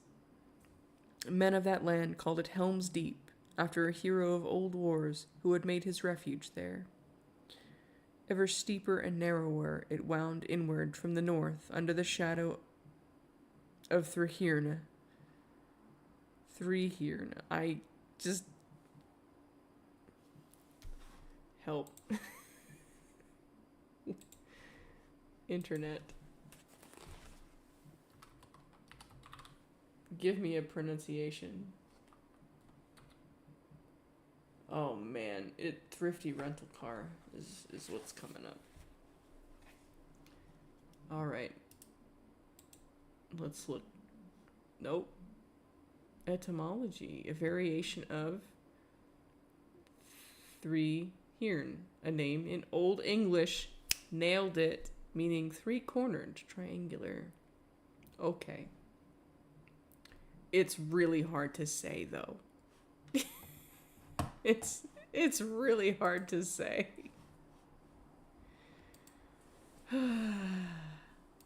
Okay. Here we go.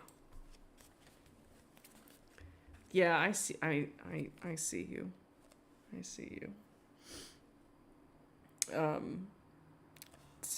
Ever steeper and narrow it wound inward from the north, under the shadow of the three hirna, till the crow-haunted cliffs rose like mighty towers on either side, shutting out the light. Yeah. Welcome, Dag. It's been a rough night for words. That's all I'm gonna say. You missed meeting Theoden, which was very interesting. And for a moment there, I was really concerned because I didn't understand how Tolkien was attempting to phrase the word niece. Niece must be French or something. Who knows? That was not intended to be a Tommy Wiseau reference. But if they share that one characteristic, I will laugh. At Helm's Gate, before the mouth of the deep, there was a heel of rock thrust outward by the northern cliff. There upon its spur stood high walls of ancient stone, and within them was a lofty tower. Men said that in the far-off days of the glory of Gondor, the Sea Kings had built here this fastness with the hands of giants. What? The Hornburg it was called, for a trumpet sounded upon the tower, echoed in the deep behind, as if armies long forgotten were issuing to war from caves beneath the hills. A wall, too, the men of old had made from the Hornburg to the southern cliff, barring the entrance to the gorge. Beneath it, by a wide culvert, the deepening stream passed out. A culvert, you say? About the feet of the Horn Rock it wound, and flowed then in a gully through the midst of a wide green gore, sloping gently down from Helm's Gate to Helm's Dyke. Thence it fell into the deepening Coombe, and out into the Westfold Vale. There in the Hornburg at Helm's Gate, Erkenbrand, master of Westfold on the borders of the Mark, now dwelt. As the days darkened with threat of war, being wise, he had repaired the wall and made the fastness strong.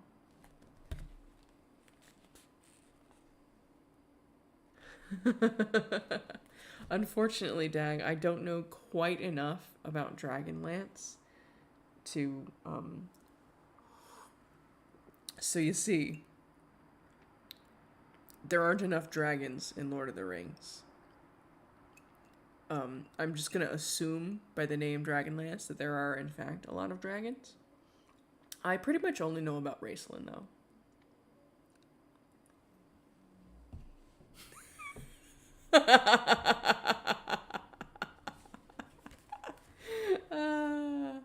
I think you could do it justice, though. I think it would be a very entertaining to see you voice act, especially for Raistlin. Yes, do it.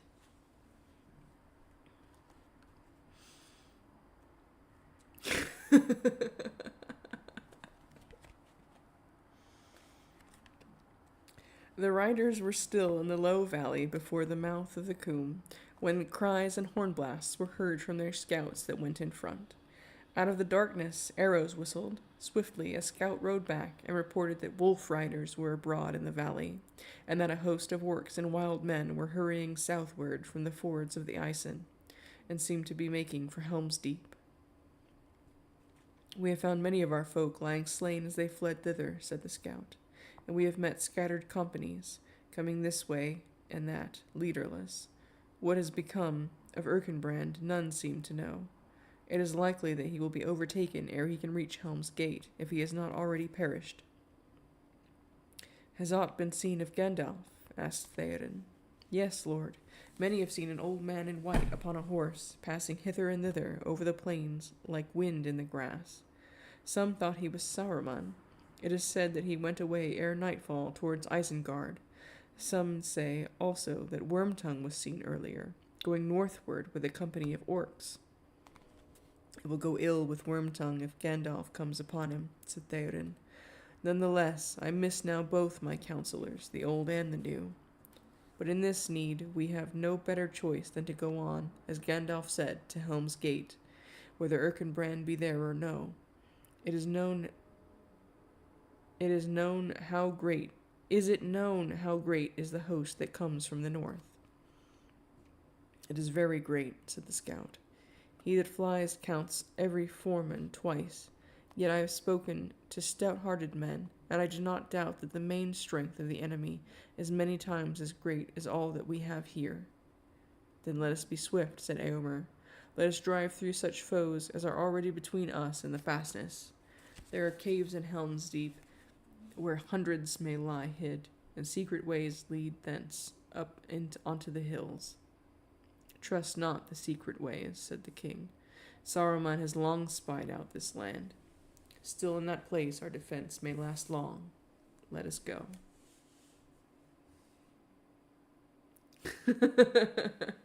Oh, weak and old and good, Raceland. I don't know about weak. I'm pretty sure that Gandalf could probably take Raceland in, like, literally any feat of bodily endurance or strength.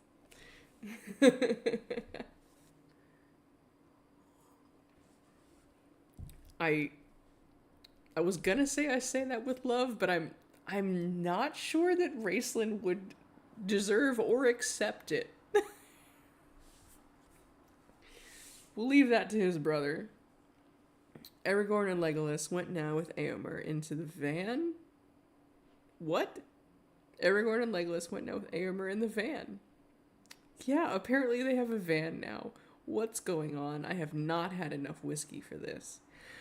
On through the dark night they rode, ever slower as the darkness deepened, and their way climbed southward. Higher and higher into the dim folds about the mountain's feet. They found a few of the enemy before them. Here and there they came upon roving bands of orcs, but they fled ere the riders could take or slay them.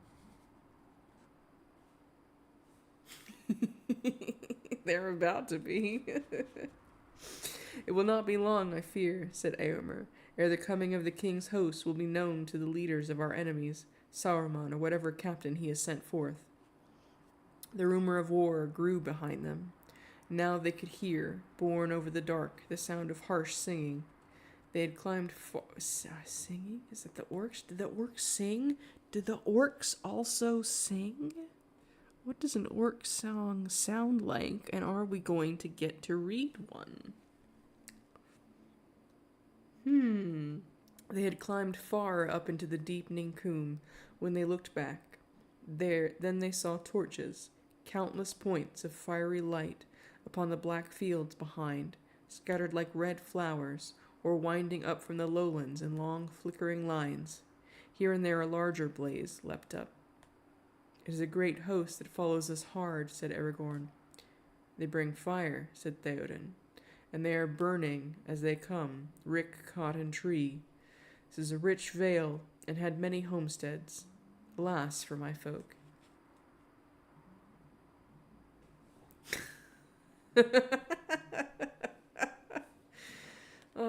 Having seen that one version where, God, I'm so bad with names.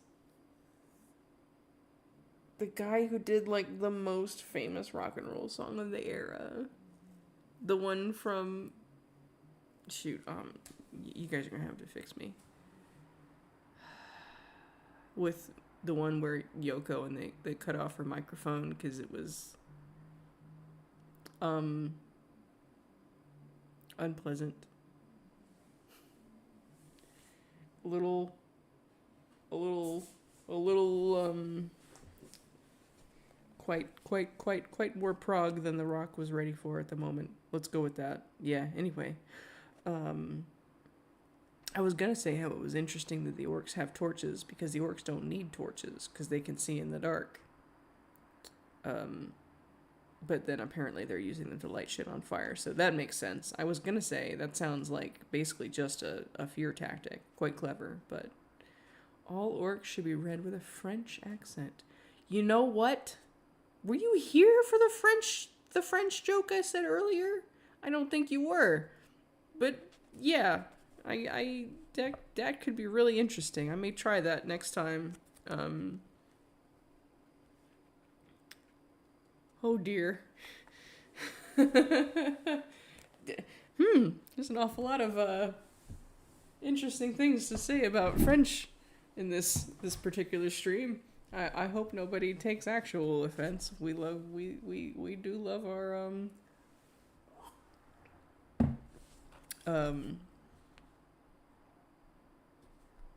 distant cousins over the ocean. Your language is really difficult to read, though. The spelling is rough. And English spelling is also rough. Alright, I gotta make like 15 more pages because I've been dawdling before 11, before bedtime.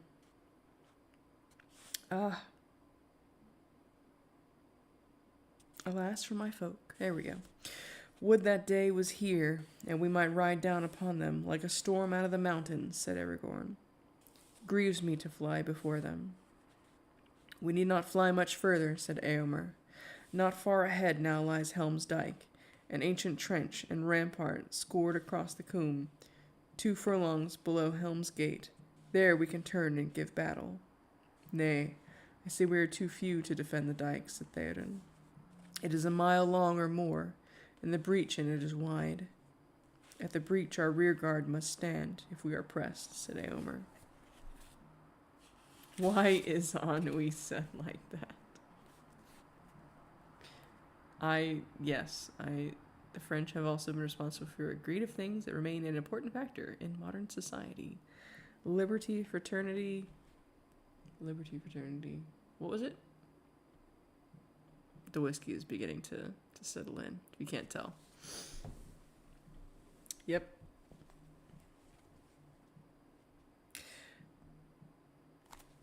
Thank you, Groucho. Equity. Very nice. There was neither star nor moon when the riders came into the breach in the dike, where the streams from above passed out, and the road beside it ran down the Hornburg. The rampart loomed suddenly before them, a high shadow beyond a dark pit. As they rode up, a sentinel challenged them. The Lord of the Mark rides to Helm's Gate, Éomer answered. I, Éomer, son of Éomen, speak. This is good tidings beyond hope, said the sentinel. Hasten, the enemy is on your heels. The host passed through the breach and halted on the sloping sward above. They now learned to their joy that Erkenbrand had left many men to hold Helm's Gate, and more had since escaped thither. Maybe we have 1,000 fit to fight on foot, said Gamling, an old man, the leader of those that watched the dike. But most of them have seen too many winters, as I have, or too few, as my son's son here. What news of Erkenbrand? Word came yesterday that he was retreating hither with all that is left of the best riders of Westfold, but he has not come.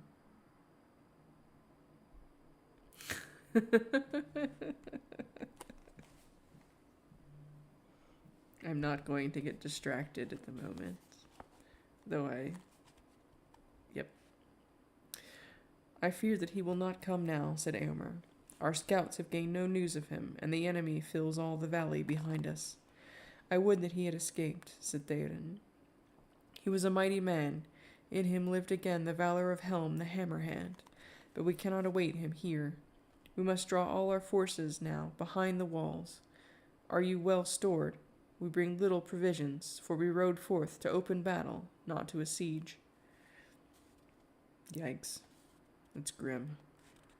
Behind us, in the caves of the deep, are 3 parts of the folk of Westfold, old and young, children and women, said Gamling. But great store of food and many beasts and their fodder have also been gathered there. That is well, said Eomer. They are burning or despoiling all that is left in the vale. If they come to bargain for our goods at Helm's Gate, they will pay a high price, said Gamling.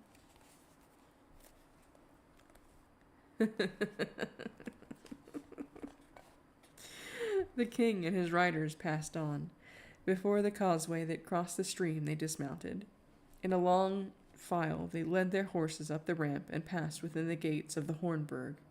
There they were welcomed again with joy and renewed hope, for now there were men enough to man both the burg and the barrier wall.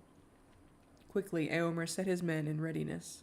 The king and the men of his household were in the Hornburg, and there were also many of the Westfold men.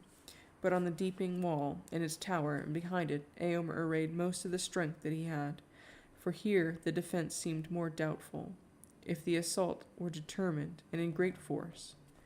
The horses were laid far up the deep, under such guard as could be spared. The deeping wall was 20 feet high, and so thick that 4 men could walk abreast the long top, sheltered by a parapet over which only a tall man could look. Here and there were clefts in the stone, through which men could shoot. This battlement could be reached by a stair running down from a door in the outer court of the Hornburg. 3 flights of steps also led up onto the wall from the deep behind, but in front it was smooth, and the great stones of it were set with such skill that no foothold could be found at their joints, and at the top they hung over like a sea-delved cliff.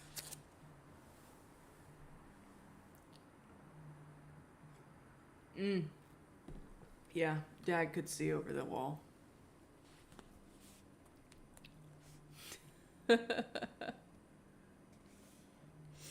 Gimli, on the other hand, stood leaning against the breastwork upon the wall. Legolas sat above on the parapet, fingering his bow, and peering into the gloom. "This is more to my liking," said the dwarf, stamping on the stones. "Ever my heart rises as we draw near the mountains. There's good rock here. This country has tough bones. I felt them in my feet as we came up from the dike. Give me a year and 100 of my kin, and I would make this place that armies could break upon like water." "I do not doubt it," said Legolas. "But you are a dwarf, and dwarves are strange folk. I do not like this place, and I shall like it no more by the light of day. But you comfort me, Gimli, and I am glad to have you standing nigh, with your stout legs and your hard axe. I wish there were more of your kin among us, but even more I would give for 100 good archers of Mirkwood. We shall need them. The Rohirrim have good bowmen after their fashion, but there are too few here. Too few." "It is dark for archery," said Gimli. "Indeed, it is time for sleep. Sleep! I feel the need of it, as never I thought any dwarf could. Riding is tiring work. Yet my axe is restless in my hand. Give me a row of orc necks and room to swing, and all weariness would fall from me." They're adorable.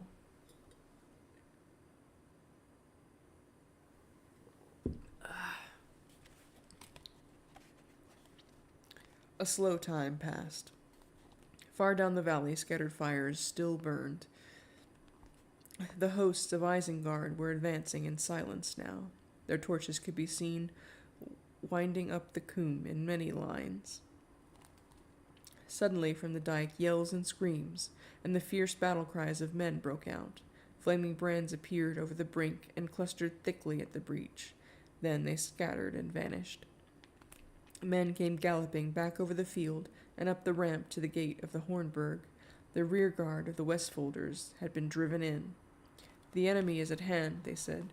"We loosed every arrow that we had, and filled the dike with orcs, but it will not halt them long. Already they are scaling the bank at many points, thick as marching ants, but we have taught them not to carry torches."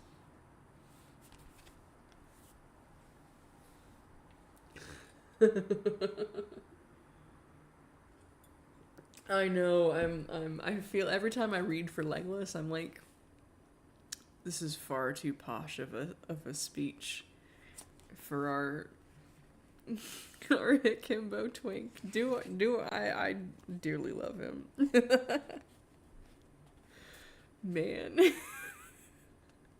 I need Pazamin for this. It was now past midnight. The sky was utterly dark, and the stillness of the heavy air foreboded storm.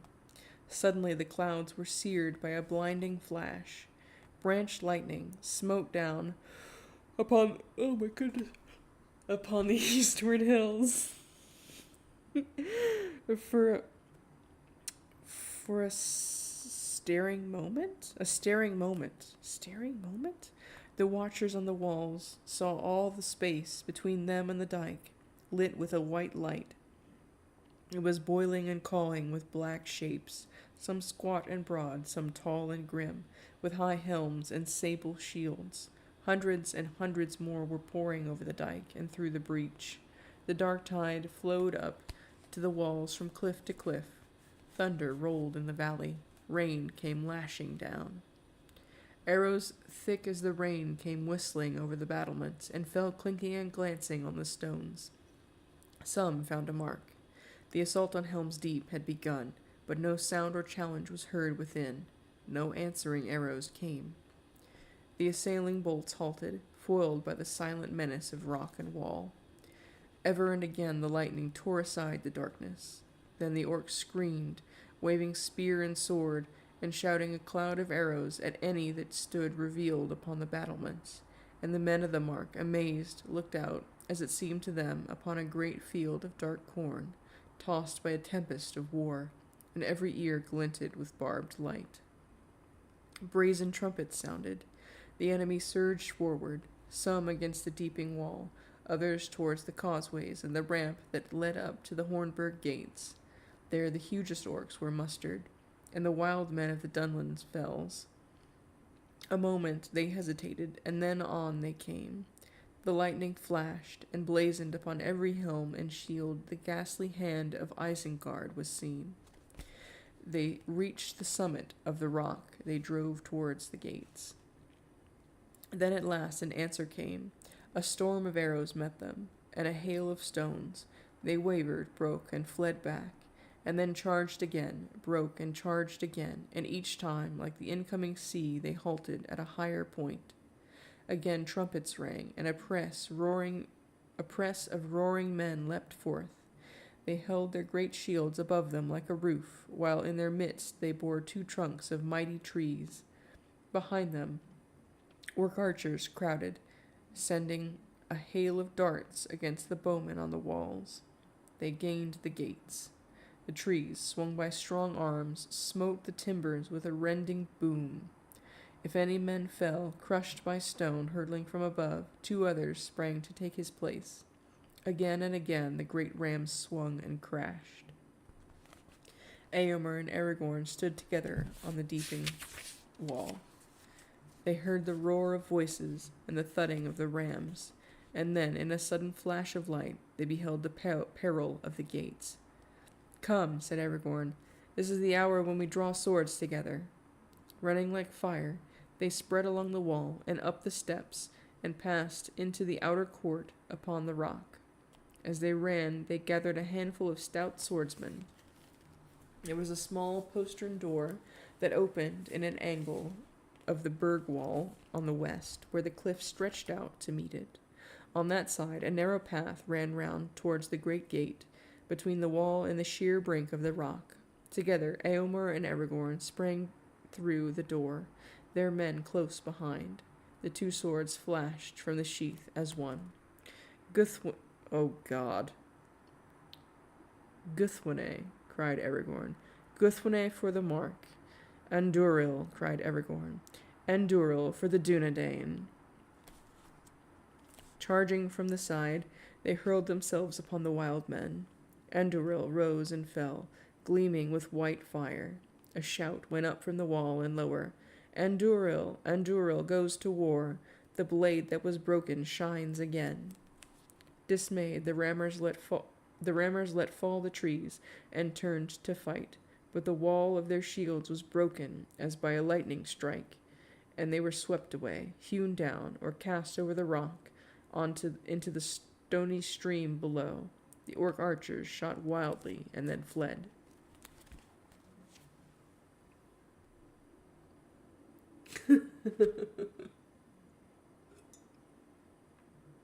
Oh my.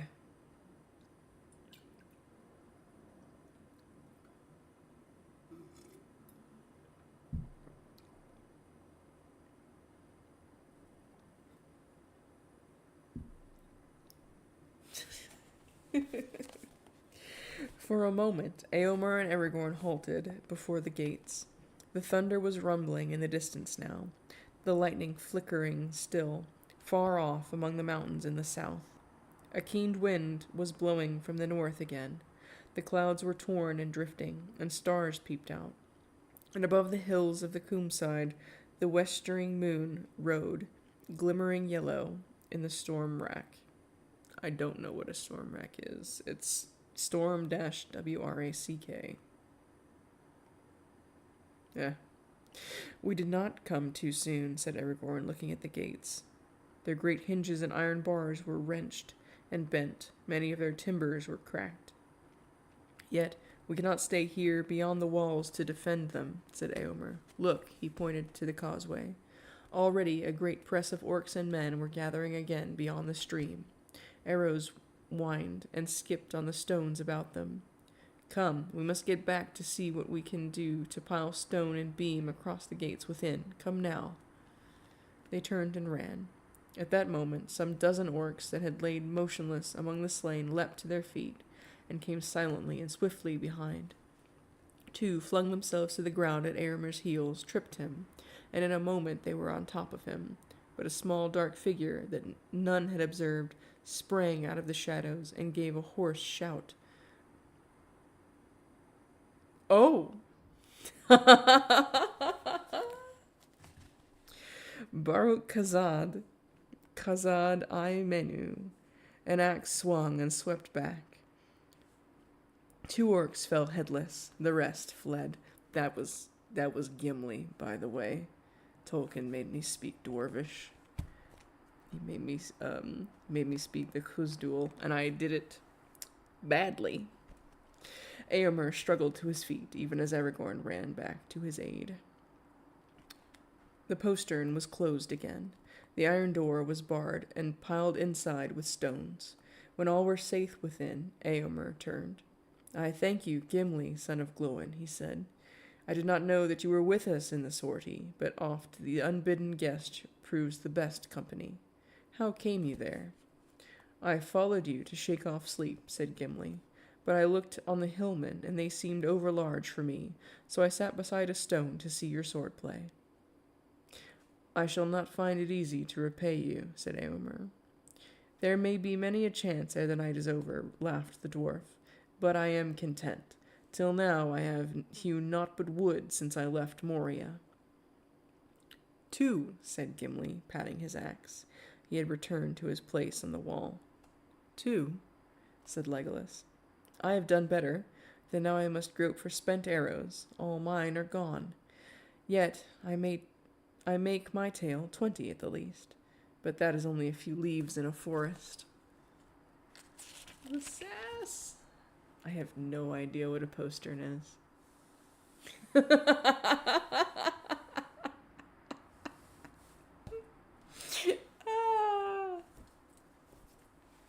It is traditional flirting too, isn't it?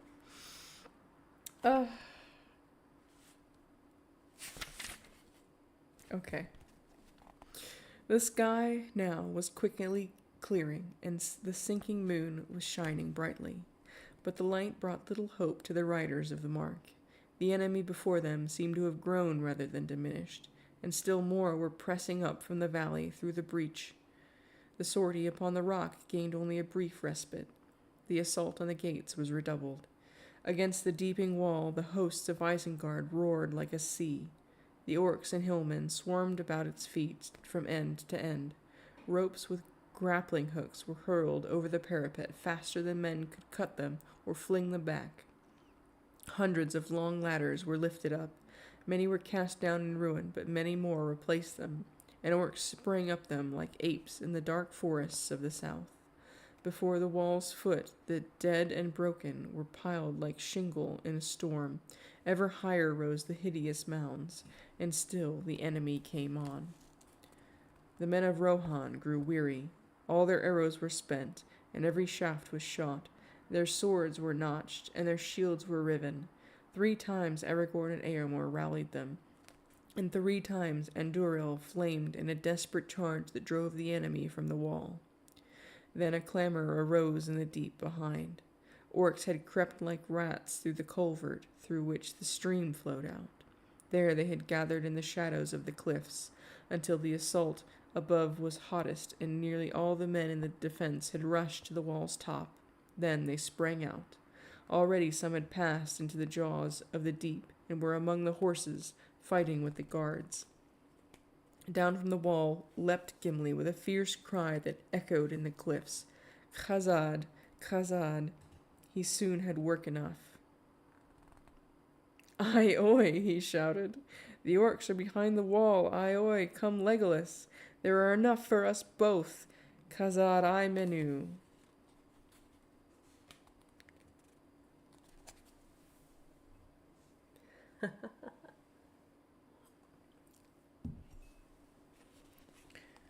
Gamling the Old looked down from the Hornburg, hearing the great voice of the dwarf above all the tumult. The orcs are in the deep, he cried.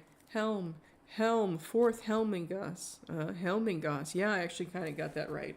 First try, he shouted as he leapt down the stair from the rock, with many men of the Westfold at his back. Their onset was fierce and sudden, and the orcs gave way before them. Ere long they were hemmed in the narrows of the gorge, and all were slain or driven shrieking into the chasm of the deep, to fall before the guardians of the hidden caves. 21, cried Gimli. He hewed a 2-handed stroke, and laid the last orc before his feet. Now my count passes Master Legolas again. We must stop this rat-hole, said Gamling. Dwarves are said to be cunning folk with stone. Lend us your aid, master. We do not shape stone with battle-axes, nor with our fingernails, said Gimli, but I will help as I may. Spending a little too much time with Legolas, with that sort of snark.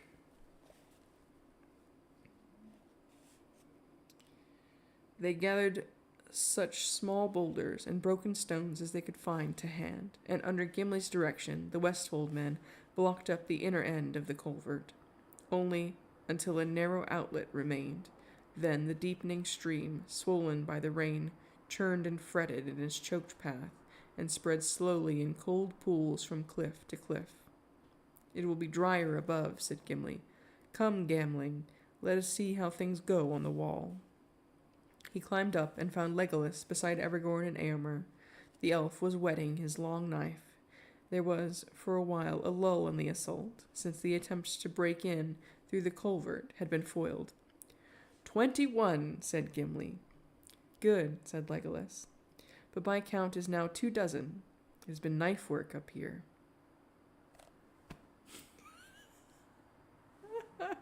He indeed is, Dag. Eomer and Aragorn leant wearily on their swords. Away on the left, the crash and clamor of the battle on the rock rose loud again, but the Hornburg still held fast, like an island in the sea. Its gates lay in ruin, but over the barricade of beams and stones within no enemy as yet had passed.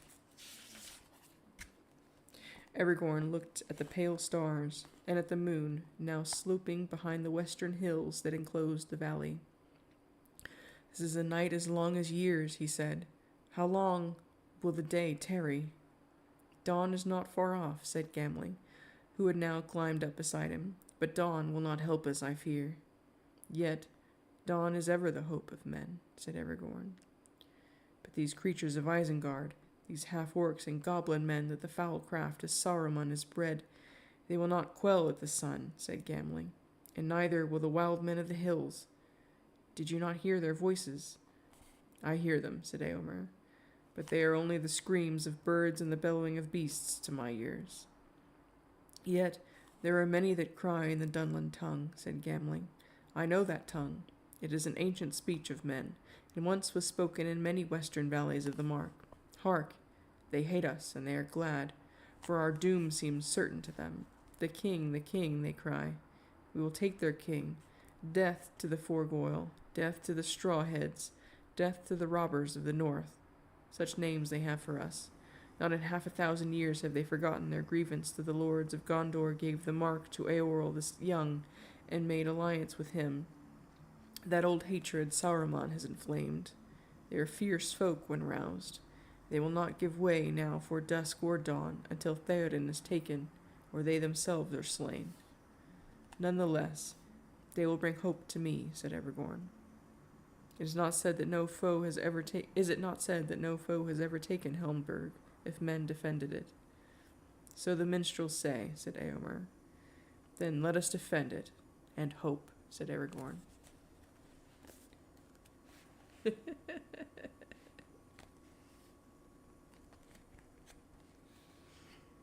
Even as they spoke, there came a blare of trumpets. Then there was a crash and a flash of flame and smoke. The waters of the deeping stream poured out hissing and foaming. They were choked no longer. A gaping hole was blasted in the wall. A host of dark shapes poured in. "Devilry of Saruman," cried Aragorn. Which, horrifyingly, we learn that they have a word for devil in whatever language this is, Westron, presumably. Or perhaps that was however Tolkien chose to quote-unquote translate it. And by quote, I mean with only one little apostrophe, as he does.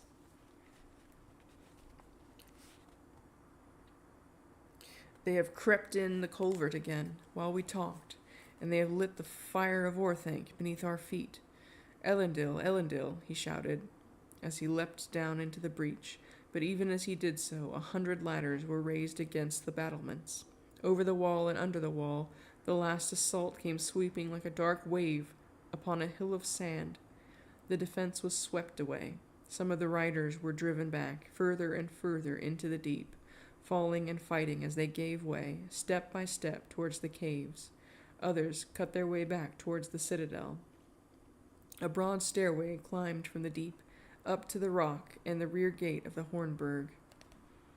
Near the bottom stood Aragorn, in his hand still, Andúril gleamed, and the terror of the sword for a while held back the enemy, as one by one all who could gain the stair passed up towards the gate. Behind, on the upper steps, knelt Legolas. His bow was bent, but one gleamed arrow was all that he had left, and he peered out now, ready to shoot the first orc that should dare approach the stair. All who can have got now safe within, Aragorn," he called. "Come back." Aragorn turned and sped up the stair, but as he ran he stumbled in his weariness. At once his enemies leapt forward. Up came the orcs, yelling with their long arms stretched out to seize him. The foremost fell with Legolas' last arrow in his throat, but the rest sprang after him. Then a great boulder, cast from the outer wall above, crashed down upon the stair, and hurled them back into the deep. Aragorn gained the door, and swiftly it clanged behind him. "Things go ill, my friends," he said, wiping the sweat from his brow with his arm. "Ill enough," said Legolas, "but not yet hopeless, while we have you with us. Where's Gimli?" "I do not know," said Aragorn. "I last saw him fighting on the ground behind the wall, but the enemy swept us apart." "Alas, that is evil news," said Aragorn. "He is stout and strong," said Aragorn. "Let us hope that he will escape back to the caves. There he would be safe for a while, safer than we. Such a refuge would be to the liking of a dwarf." "That must be my hope," said Legolas, "but I wish that he had come this way. I desired to tell Master Gimli that my tale is now 39. "If he wins back to the caves, he will pass your count again," laughed Aragorn. "Never did I see an axe so wielded." "I must go and seek some arrows," said Legolas. "Would that this night would end, and I could have better light for shooting."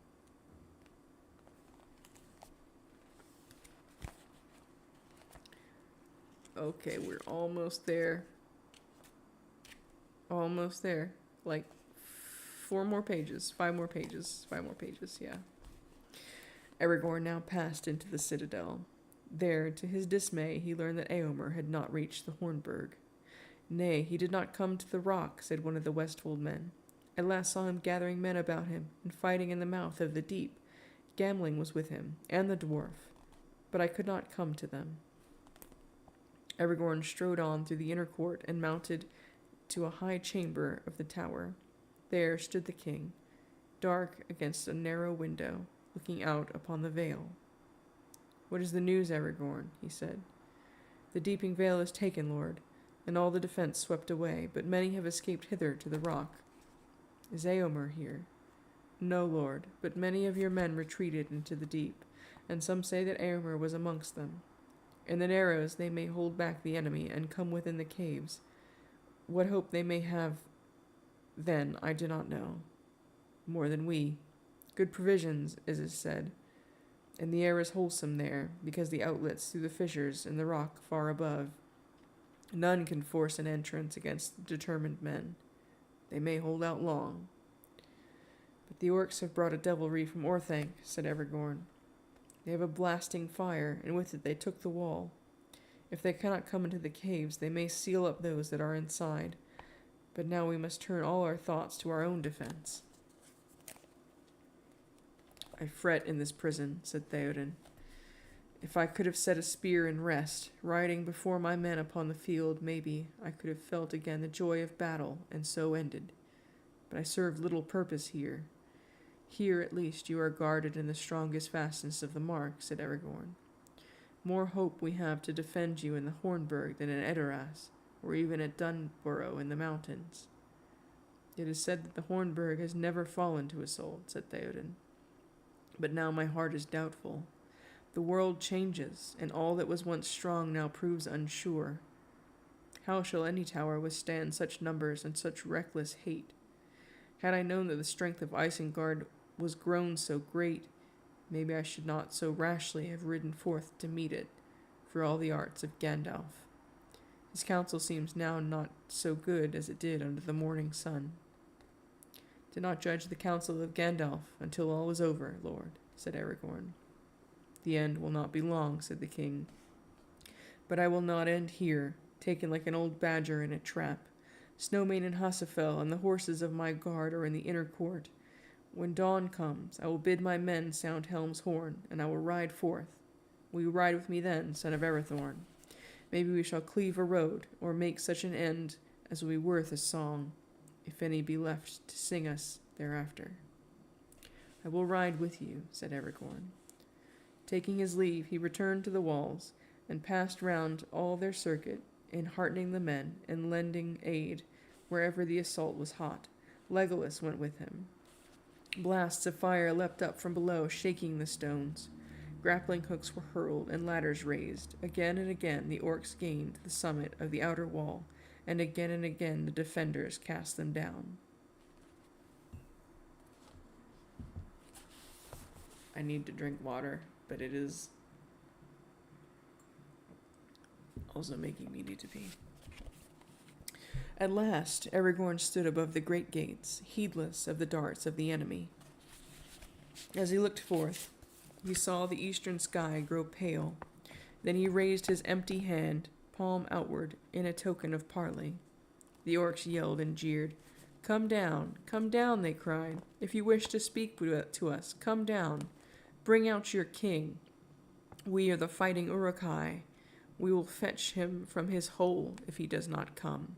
Bring out your skulking king. The king stays or comes at his own will, said Aragorn. Then what are you doing here? They answered. Why do you look out? Do you wish to see the greatness of our army? We are the fighting Uruk-hai. I looked out to see the dawn, said Aragorn. What of the dawn? They peered. We are the Uruk-hai. We do not stop the fight for the night or day, for fair weather or for storm. We come to kill by sun or moon. What of the dawn? None knows what the new day shall bring him, said Aragorn. Get you gone, ere it turn to your evil. "Get down, or we will shoot you from the wall," they cried. "This is no parley. You have nothing to say." "I have still this to say," said Aragorn.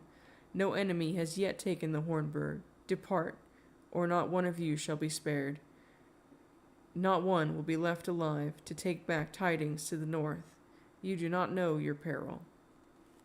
So a great power and royalty was revealed in Aragorn as he stood there alone above the ruined gates before the host of his enemies, that many of the wild men paused and looked back over their shoulders to the valley, and some looked up doubtedly to the sky.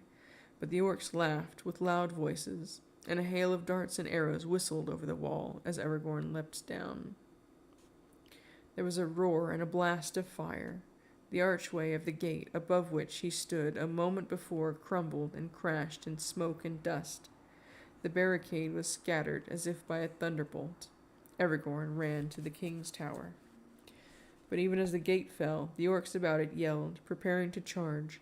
A murmur arose behind them, like a wind in the distance, and it grew to a clamor of many voices crying strange news in the dawn. The orcs upon the rock, hearing the rumor of dismay, wavered and looked back, and then, sudden and terrible, from the tower above, the sound of a great horn of Helm rang out. All that heard that sound trembled. Many of the orcs cast themselves on their faces and covered their ears with their claws. Back from the deep the echoes came, blast upon blast, as if on every cliff and hill a mighty herald stood. But upon the walls men looked up, listening with wonder, for the echoes did not die.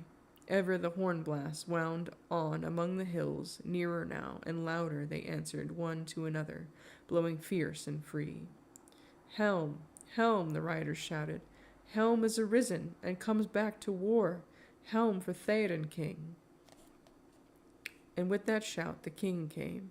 His horse was white as snow, golden was his shield, and his spear was long. At his right hand was Aragorn, Elendil's heir. Behind him rode the lords of the house of Eorl the Young. Light sprang in the sky. Night departed.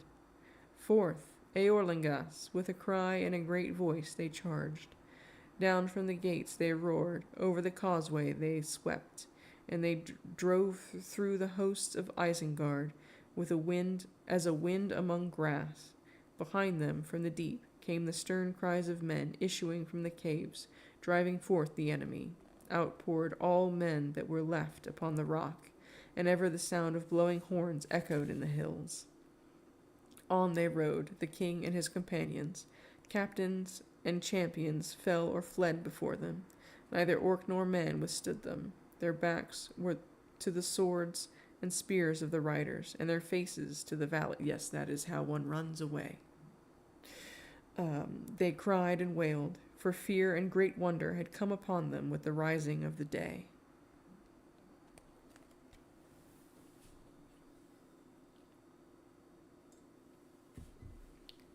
So King Theoden rode from Helm's Deep and clove his path to the great dike. There the company halted. Light grew bright about them. Shafts of the sun flared above the eastern hills and glimmered on their spears. But they sat silent upon their horses, and they gazed down upon the deeping combe. The land had changed. Where before the green dale had laid, its grassy slopes lapping the ever-mounting hills, there now a forest loomed. Great trees, bare and silent, stood, rank on rank, with tangled bough and hoary head. Their twisted roots were buried in the long green grass. Darkness was under them. Between the dike and the eaves of that nameless wood, only 2 open furlongs lay. There now cowed the proud hosts of Sauron, in terror of the king and in terror of the trees. They streamed down from Helm's Gate until all above the dike was empty of them. But below it they were packed like swarming flies. Vainly they crawled and clamored about the walls of the combe, seeking to escape.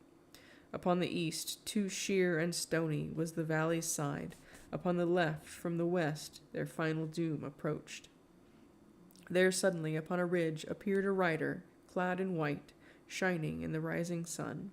Over the low hills the horns were sounding. Behind him, hastening down the long slopes, were 1,000 men on foot. Their swords were in their hands. Amid them strode a man tall and strong. His shield was red. As he came to the valley's brink, he set to his lips a great black horn and blew a ringing blast. "Erkenbrand!" the riders shouted. "Erkenbrand!" "Behold, the White Rider!" cried Aragorn. "Gandalf has come again." Mithrandir, Mithrandir," said Legolas. "This is wizardry indeed. Come, I would look on this forest ere the spell changes." The hosts of Isengard roared, swaying this way and that, turning from fear to fear. Again the horn sounded from the tower. Down through the breach of the dike charged the king's company. Down from the hills leapt Erkenbrand, lord of Westfold.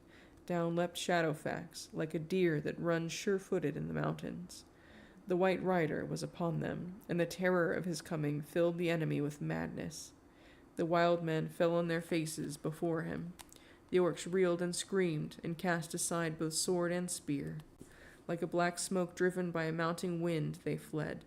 Wailing, they passed under the waiting shadow of the trees, and from that shadow none ever came again. That is it for the night. Oh my. Good luck, Groucho, if you hear us in the future. Take care. Have a good night. Thank you, everybody, for joining. Welcome to the stream, Dragon Moon. We do this occasionally, is about as best as I can say. I'm trying to keep it as a Sunday night thing. Hopefully you will see us next weekend. Yeah, it's like 24 minutes past my bedtime, and I have yacked just consistently throughout these chapters. So good luck, everybody, trying to get to sleep tonight after that. Oh, Opal! Glad you made it. I did not recognize your name at all. But yeah, good luck, everybody, trying to sleep after that Battle of Helm's Deep. Yep. Good luck me trying to sleep after that. No sleep, only staring. Don't even put that curse on me. Yeah. Yes, with that, keep hope with you as we move into the week, into November. Yep. That they are. Don't even speak of the hussy dag. Have a good night, everybody, and have a good week. Hopefully you know where to find us next time.